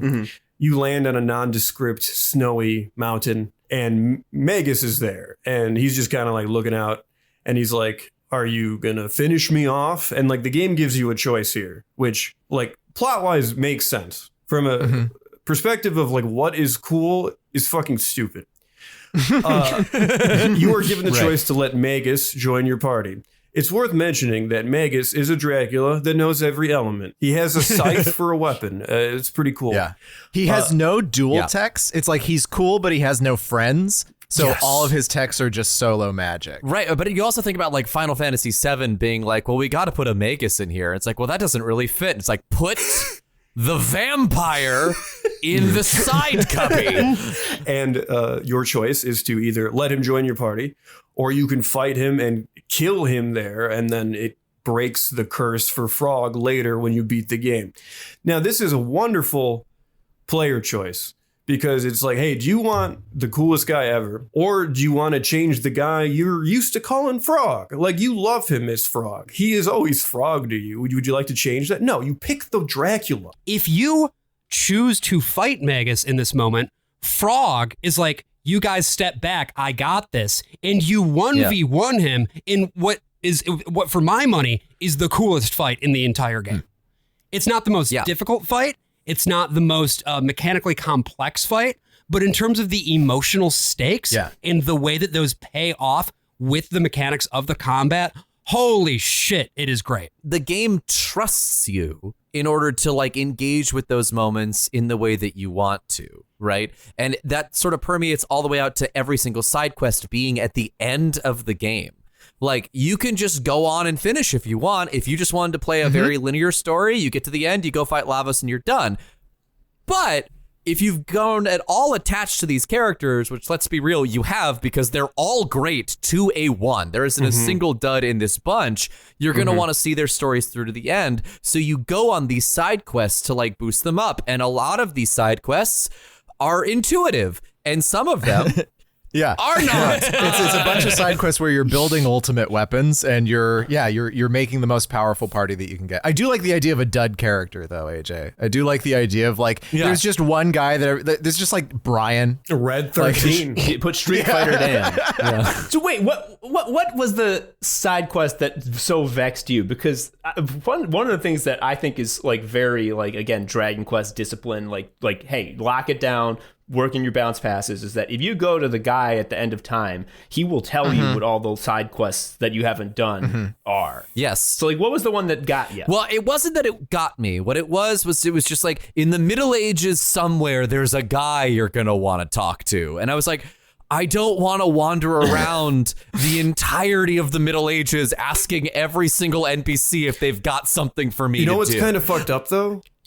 He's right. There is a guy. You get the fucking rainbow shell if you talk to We've that guy. talked about 90s point and click adventures on this show. We've talked about Day of the Tentacle, for instance. And this felt to me personally kind of LucasArts in a derogatory sense. Well, because it is such a dead end. So when you there are like two towns that you can encounter in the present day on the main two continents right at the beginning. Each one has its own mayor. They're both guys. When you go down to the southern town, their mayor is like, you talk to his wife and she's like, boy, you know, I love my husband, but he sure is greedy. And you talk to the husband, he's like, I love having and taking things. And then you talk to the kids and they're like, I fucking hate my dad. They're like, my dad is a piece of shit. I'm going to kill him. I am going to slaughter my own father, and I will be right to do so. So in that same era, you walk over to a shop and the person's like, hey, I got this beef jerky for sale. I've been saving it for a special occasion. Give me $10,000 for it. You didn't just immediately buy it? I bought it. Yeah. I bought it way early on. Yeah, you give the beef jerky to the mayor's ancestors in the past when they're very hungry because of the war with the Fiend Lord. They say, we'll pay you for the jerky. You have to say, no, don't pay me. And then they say, we're going to make... because if they pay you, it doesn't change anything. Yeah, like, I'm going to make sure that all my lineage knows that being generous kicks ass. You are demonstrating the value of generosity to this family so that they instill that value in their children, who instill it in their children's children, children, and so forth. It should also be said that there is a different spiced beef jerky item that you get at the castle that I think plays into the main story, and you cannot give that beef jerky to the lady. It's a completely separate item that just has the same name. 2 jerkies.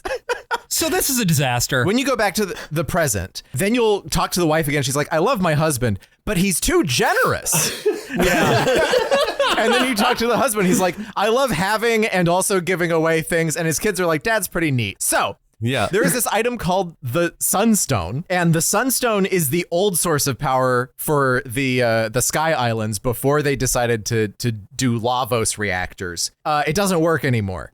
And so now it's the Moonstone because it got all decharged. And you pick up the Sunstone, you're in the apocalyptic future, and there are there's like a sun shrine and then there's a sun temple, and it's not the shrine, it's the temple. You go to the temple, you fight the Raisin Bran mascot, the son of the sun, who is a roulette wheel, and that whole fight is just hitting little balls of fire the whole time. And if you have the fireproof armor that it, restores your health if you get hit, it's basically nothing. I mean, and that fight is something you might have to look up too, because it's just like, what am I supposed to be doing here? Then you get the Moonstone. There's no power, so you've got to charge it for approximately 65 million years. Hey, how about that? Every once in a while, a Zeal person will be like, if you have a Moonstone, you can change it into a Sunstone, but it takes 65 million years, so who's got that out of time? Not me. Not me. So you go back to caveman days, you put it in the sun shrine that's so conveniently there and never gets destroyed by anything. And then you go back to the future and then you find that it's not there. And it's like, oh, it must have been stolen in another time. And then you find out it was stolen in the present. And then you just have to look for it. And then you get the beef jerky. But you don't know it's the mayor. You just know it's stolen. Well, so his house is glowing. His house is glowing. It's just where is it? Where could it be? Oh, that guy is chosen by God, I guess. So if the mayor is still greedy, you have to figure out how to make him generous. But if you already made him generous, he still took it because he didn't know what it was. Okay. Yeah. He's just like, I found this cool thing. You want it? It seems like you want it. You can have it. Yeah. And then you put it back in the cave. You go back to the future again, and then you pick it up. And then you use that to make some really cool items. Yes, and that was the step I missed, because I did the whole quest with the rainbow shell, did all of those pieces, got the rainbow shell, got the things that are made from the rainbow shell that you get to have a little choice, and then I didn't bring the Sunstone back over there. I forgot about it, and I beat the game. Guys, normally you don't have a guest leave early because that's not how podcasts work. I got a kid. Sometimes it's how it works. I got like a kid, So I'm going to be bouncing out early. Tom will remain my Sickos liaison. I just wanted to say that it's been awesome. I've really enjoyed talking with everyone. It's been really great working with you guys too, both AJ and Josh. Thank you for coming on Sickos. This is awesome. Thank you. Yeah, we hate Brian. Who doesn't? Brian, we disdain. He just hasn't done it yet. He hasn't done it yet. It wasn't omission. Stay safe out there.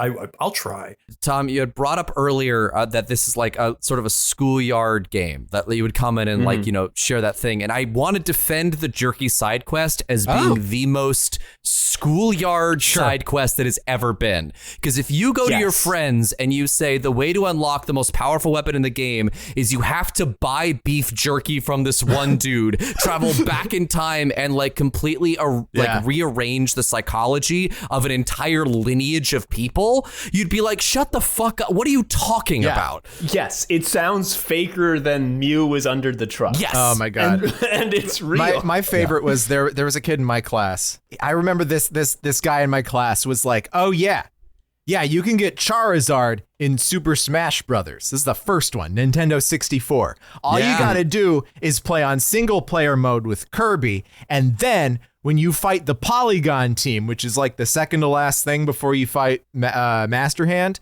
you have to beat all of them on hard, only pressing A. Can't use any of your B moves. I also heard that. Anything. I also heard that on the schoolyard, and I tried to do it, and it did not work. Oh, well, you did it wrong, because you can totally do it. Yeah. I heard that you could unlock Master Hand if you beat single player mode on very hard, never taking any damage in any fight. That's right. And you you just got to debug it. That's the thing. I heard from my uncle who works at Nintendo that Mew is actually going to be in the next Super Smash Bros. As a playable character. Okay. So, Oh, wow. Okay. and then his ultimate is okay. actually that the truck drives over everybody. Oh yeah. Well, and that's the thing is like, I did every step except for the last one because I blew it. You don't need that sword. You just don't need it. No. I did not have a terrible time fighting It's Lavos nice to at the have, end. though. I was level crits. 50. Yeah. That sword crits 70% of the time. Yeah. It's a nice sword to have. It's nice. You have that sword and you equip the accessory that makes you counterattack 80% of the time. Yep. That's like a free crit. Some math percent of the time, a good math amount. This is another thing that I wanted to mention as well, to the point of like fun versus balance. We talked about this as well when we talked about Castlevania Symphony of the Night, that there are some mechanics in Symphony of the Night, some weapons, some stuff that you can get that's so broken as to be like when you become piss air. Yeah. It's ridiculous. Well, no, or specifically, Just like me for real. In the case of Castlevania, it's like the shields that fly around you, and you're doing like 9999 damage per second or whatever. The Herman Cain shields. But the whole point of that shit is that not everybody is going to get that normally, and not on their first playthrough. You know, these are secrets that the game wants you to get, and this sort of way of hiding secrets is, I think, something that we kind of left in the 90s. Yeah. And I don't know how I feel about that, honestly. I just think the internet has changed it all, you know, because everyone's going to find out everything. And games are designed with the internet in mind. Some, you know, the best example being FromSoft games. They're all designed with the expectation that people are going to go onto the internet and be like, what the fuck is going on over here? Yeah. There's a monster made of fingers. They're going to hide a whole world behind 2 different invisible walls in Blight Town, you know, like because they know that, one, you have the online component of the game itself, which has little messages that'll tell you stuff and lie to you and whatever. But then you also just have Google. That can help you with builds too. You know, because there are things that you're talking about, Josh, in terms of like getting the sword that, you know, has like that incredible crit rate, but like they're just build combinations that you have to like look up online. Like the thing about FromSoft games is that they're, as much as like they hadn't made a new Armored Core in like 12 years in between entries, all the Souls games are just Armored Core. It's just about equipping the right equipment that then like balances with each other with the talismans in order to give you like the most effective build against the thing that you're facing. Whereas in Chrono Trigger, it's like you just can get the sword that wins, and that also feels great. And that doesn't happen as much in a lot of JRPGs. It's just the numbers in a lot of games, right? Sometimes you get like a special feature or whatever with a certain weapon, but for the most part, you're just upgrading. You're leveling up, you're upgrading your attack, you're upgrading your defense, et cetera, until it goes on. And this is mostly that. But then once you get to the end, it's like, oh yeah, you can charge up the Masamune and then it becomes your sword again if you're Frog. You can get this other party member. You can leave another party member behind. I think we should probably talk about the fact that Chrono dies. Oh yeah, right. Wait, I didn't know if you wanted to drop that.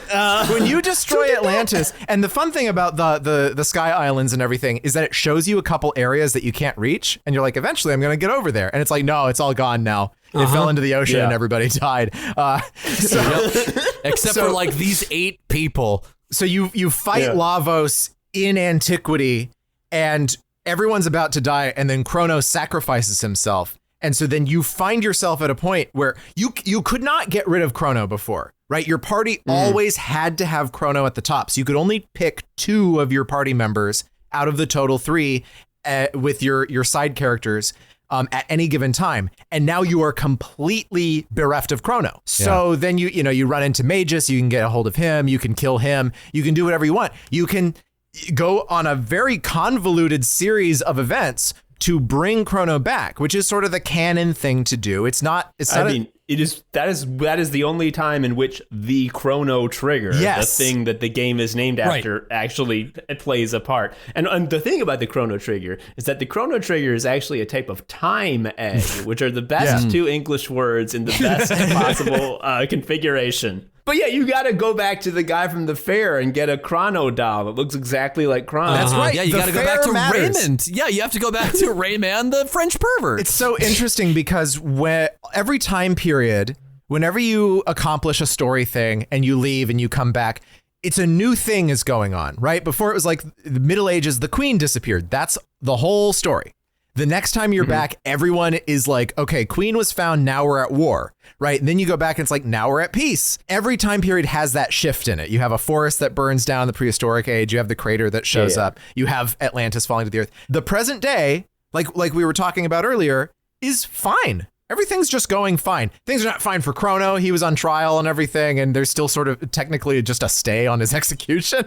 But for the most part, the fair is still going on. It's like the same day. Bringing Chrono back is I actually kind of delayed bringing him back for a while because I just wanted to see how the party members interacted without him, without that sort of fulcrum. And it's so cool to go on a lot of these side quests without Chrono. Yeah. And just to see how these people have bonded and how they've actually now kind of trauma bonded over his death. You don't have to keep switching between party members to get them to level up. They will level up along with their peers in the background. Which is not something that happens in all of the games like this. No. So you will never have a party member who's so underleveled that they'll effectively get left behind. Yeah. But you also do need to keep them switching out, both for the fun of having all the new combinations, but because the thing that they don't get when they're on the bench is technique points, which is the secondary experience that lets them unlock their badass new moves. Right. Yeah. And some of them have magic and some of them don't. So it depends on the types of enemies that you're going to be fighting, which are going to be more useful at a given time. Because you're going to need your full range of everything when you go to the Black Omen, which is the big evil ship that you need to go through to defeat Queen Zeal. And I know, Tom, you have some thoughts about the Black Omen. So the thing about the Black Omen, that's probably the most well signposted endgame side quest because there's a humongous killing you ship that floats throughout all of time. It's in every time period every time period starting from Zeal because it's the ocean palace of Zeal ripped from the ocean floating in the air. And the thing about the Black Omen is that you actually don't have to do it. It's completely optional. And so this whole time we've been talking about you didn't actually need the badass super weapon to beat the game. Like, it's not that hard. I mean, you just get the sword that wins. And like the game wants you to win. The game is being very kind to you. That's Dragon Quest's influence at work. Right.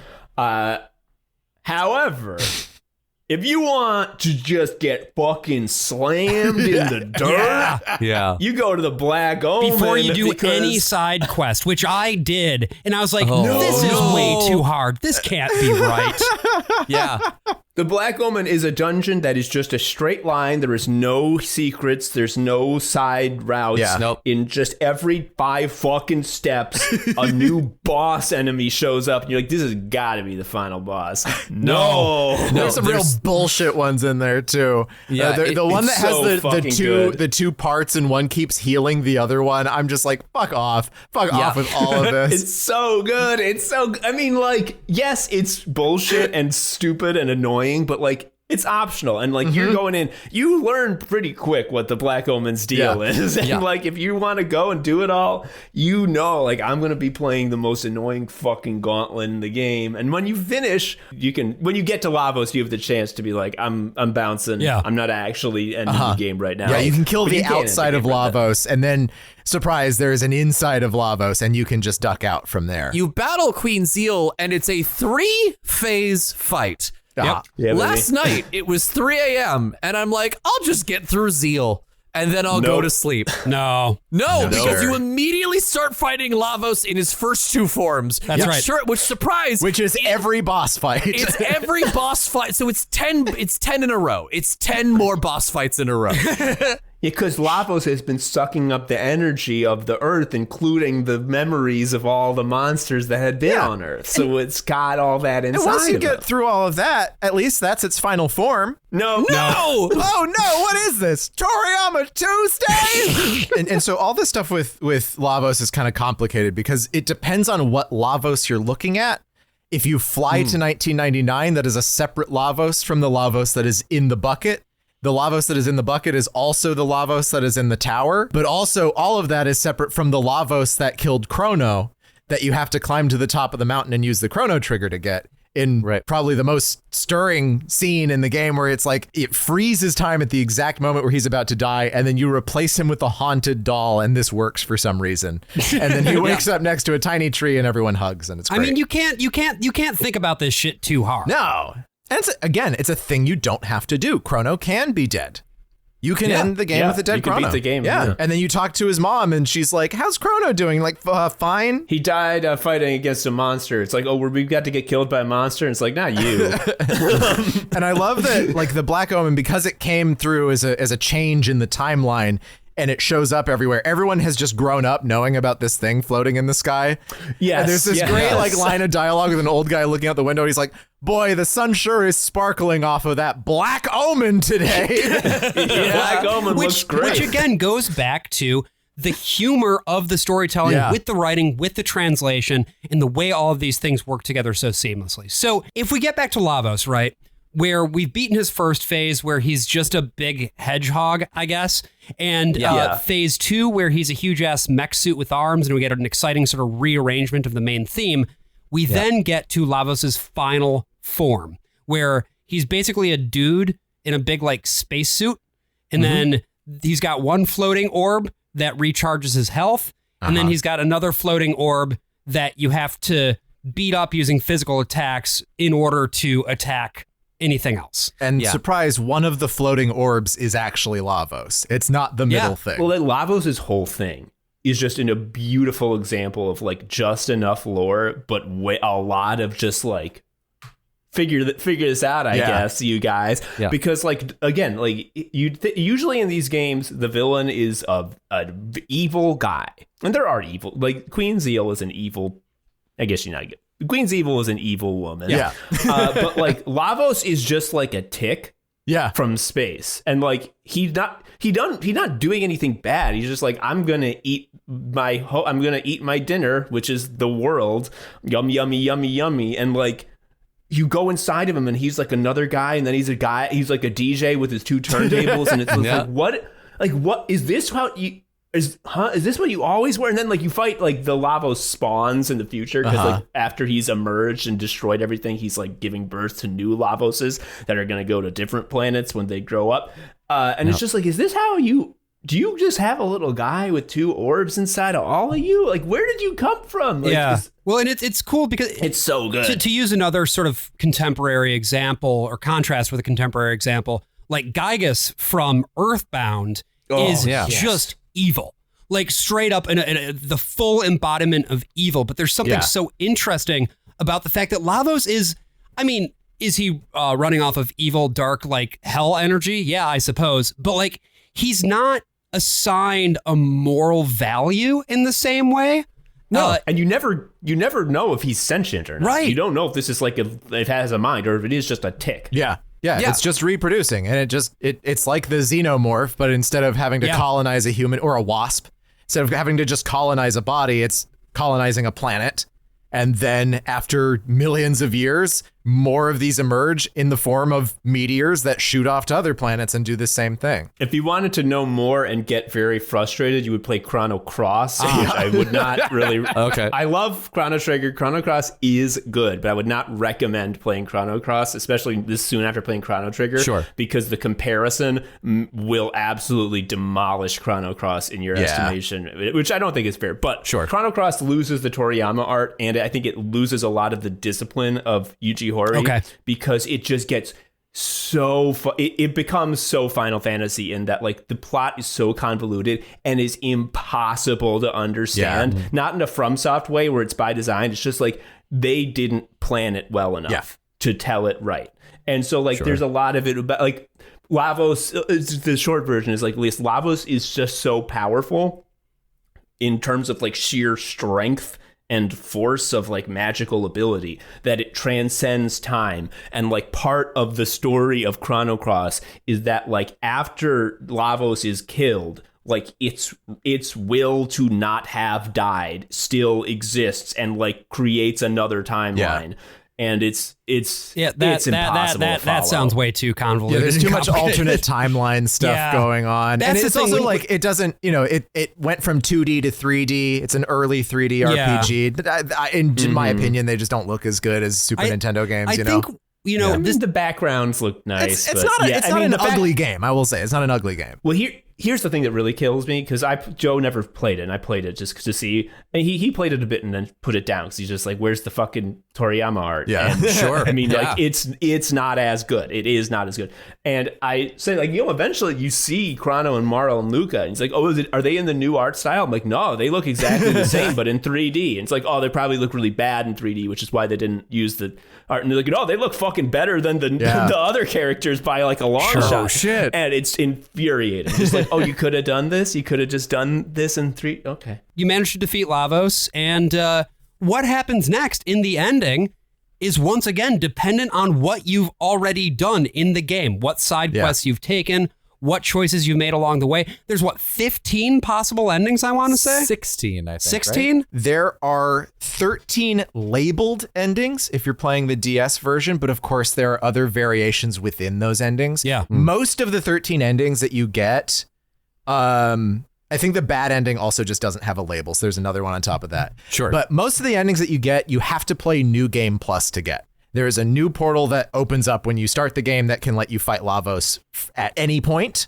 And so it's like, oh, if you make it exactly this far and then fight Lavos, then you'll get this ending. And they're mostly like kind of jokes. I don't know. Like they're not, the causality of them doesn't make a whole lot of sense. There's one where everyone becomes frogs because Frog married the queen. There's one where you go to and you have a sort of classic developer house and you get to talk to all the developers. Yeah. There's one where like the girls sit around and they rank all the men in the game. Like, there are of course variations in the main ending, whether Chrono is alive, whether you did this or that thing. You might float off with some balloons, or your mom and your cat might end up in the time portal at the end, or whether Magus is with you, and you know how people all end up back at their own given timelines. And so you return back to the present, and the king is like, so about that execution, it kind of plays as though you're at the very beginning of the game again. Right.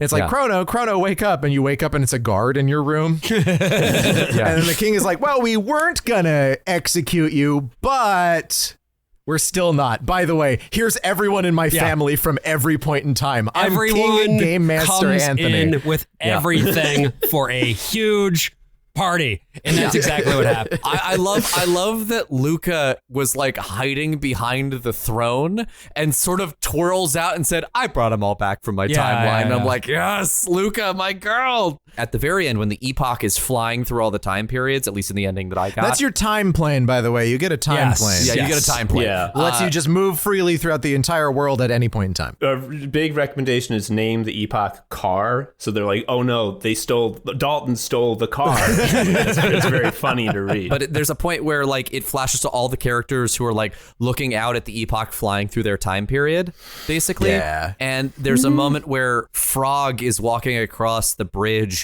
with the whole coterie of like the royal family because he has now been knighted and is made into one of the royal guard.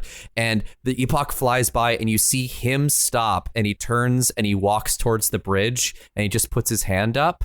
And I was like, I'm broken. I am an emotional shell. I am the time egg shattered on the floor. I think there's something about a game, like understanding that its ending is a way of saying goodbye. It's sort of like how, you know, a movie ends and it's the end of the story.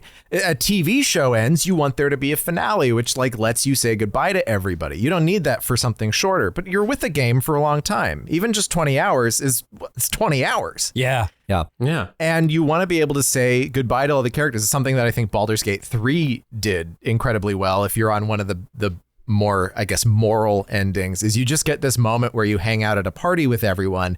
And then you also get to read letters from other characters that you've encountered throughout the game that are like specific to the choices that you made. Cool. And here it's the experience of saying goodbye. It's the experience of just walking through the celebration and watching fireworks go off and seeing flickering lights and dancing ladies. And like, it's just like, enjoy these last moments. You did all the work. Now just have some fun and listen to the music. This whole era of SNES RPGs was so good about like the ending where you get to, do your victory lap and say goodbye to all the people that again, like even in the Chrono Trigger, the like number of words said is minuscule compared to a game from even 10 years ago, not even a modern game.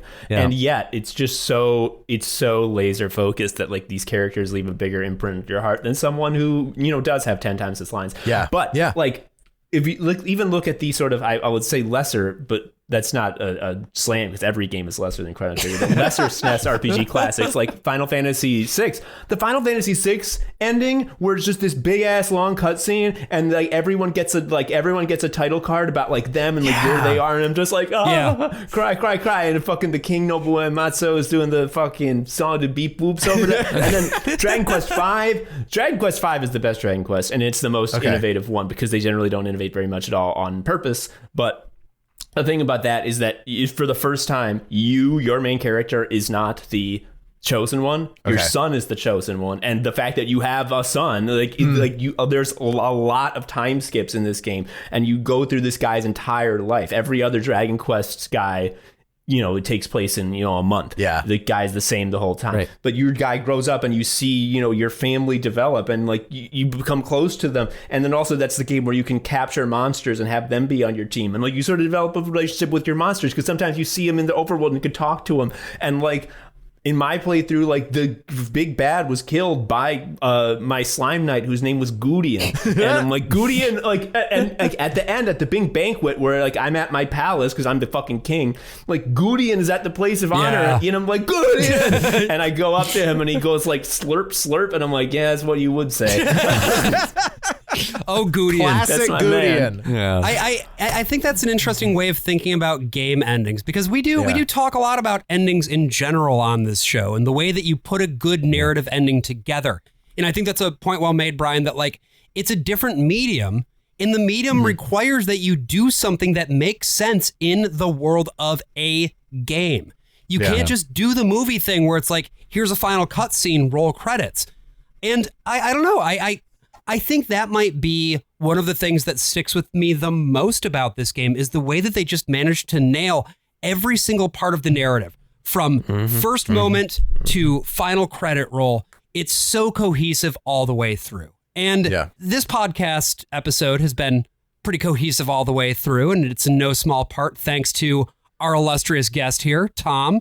And of course, Joe, who we are waving at through a time portal. We've erased him from history. He was never a guest on the show. No. His son, his son was the chosen one. His son is the hero. I did sell Joe's ancestors some jerky though, so that's why he's so giving.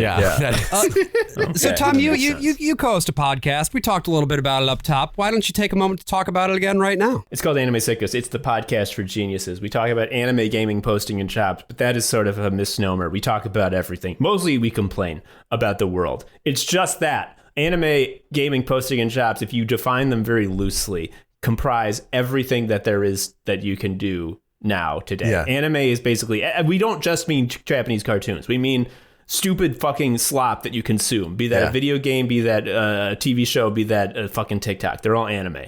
One of our earliest hit episodes was Roadhouse is anime, where we talked about how the movie Roadhouse is anime, and that sort of unlocked like, oh, everything's anime. Gaming is basically gaming. That one's just literal. Posting is any sort of interaction with the internet that's posting. Even this. What is a podcast but a long ass post? We're posting it on the fucking file hosting service that you guys use. And we're hoping people read our post. It's fucking sucks ass. And then jobs is job. You know jobs what a job is. Jobs is jobs. So that's what we talk about. We moan and we fucking bitch. Sometimes we do kind of kooky stuff. Like we do. We've done 2 sketch episodes. Josh, one of our sketches. You played. Wait, hold on. Movie theater guy. 1 second here. You do a podcast where you talk about stuff, but then you also do sketches? That'll never work. Never. Who would ever do that for a podcast? You gotta pick one. You have to be a real fucking dumb ass to do something like that. Just tactically, it just does not work. I think we are the 2 podcasts in the world that do this. I think it's true. And I'm so glad we found each other. Me too. It is quite fun to meet kindred spirits of making bad decisions on purpose. Oh, yeah.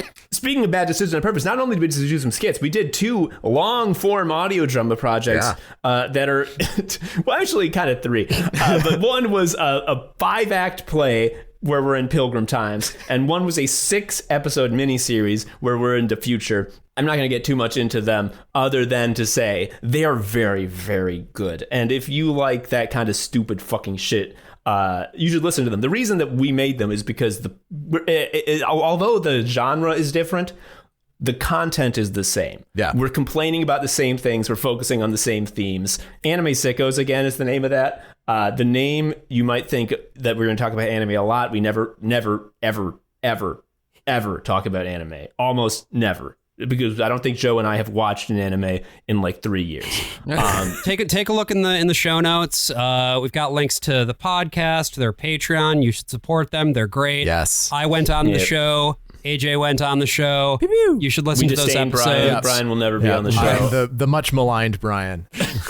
No, you can be. I'm the dud. I'm the dud party member. No. You're Street No, Fighter. we value your membership in our party, and also to you, the listener, if you'd like to join our party, the party that the worst of all possible worlds is The Republican Party. doing. Oh, No, our actual party, our live show. Once again, we are doing a live show on August 4th in Colorado Springs, Colorado. Link to buy tickets in the description. At this point, I think we're about halfway sold out at this point. We're like Okay. halfway to hell sold yeah. out. So odds are good that by the time the show happens, there will be limited or no tickets available. So you're going to want to get on that link as soon as you can, folks. Big show over at La Burla Bee. We're going to be selling some merch, finally. Yes. And we're going to be auctioning off some very special items that will go to benefit local queer charities in the Colorado Springs area. That's right. And as always, patreon.com/worstofall is your one-stop shop for our premium and bonus content. $5 a month gets you access to everything, except for Lads Cast, monthly unscripted show. You get that at the $10 tier. But, check it out. We appreciate your support no matter what, and thank you for listening to our show. So there's a side quest you can do at the end of the game where all side quests live in Chrono Trigger, where you decide to build a forest where there once was not in a desert.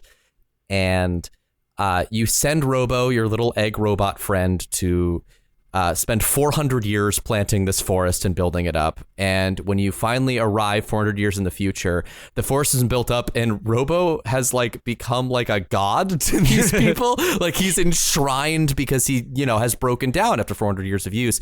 He looks fucked. He looks really fucked, but he's basically he looks really fucked, but he gives like a, hey, I did it, like a little thumbs up. And it's just it's so endearing, so charming. And then you have a campfire scene where it's you and the entire cast of your wonderful characters all sitting around a campfire, and all of a sudden you can control it, but you're controlling Luca, which is very strange at this point of the game, because she has not really been the main focal point of the whole thing. And you wander off and you find a red time portal, which is, again, very rare. You walk into the red time portal and you relive a very potentially traumatic event from her past. There's a way to make it not traumatic, but I think it actually works better if it is. Yeah, that's one of those schoolyard secret things. Yeah. Prevent the traumatic thing. You need to know immediately what you're going to do. So if you are playing it for the first time, it is almost guaranteed you will not be able to prevent it. Yeah. And you watch her mom get sucked into a machine, and she loses the ability to use her legs. We're not exactly sure to the extent of it. But before this, Luca was not very interested in science, and then this is the thing that propels her to be interested in science. And you read these diary entries saying, I'm going to get good science, so nothing like this will ever happen again. She transports back to the future, and you find yourself in this very quiet field that you were before in the forest with a campfire or whatever, but Robo is there.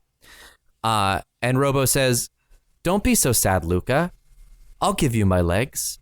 They're lightweight and well-balanced. You could mount some treads on me instead." And Luca says, "Thanks. You're such a good friend."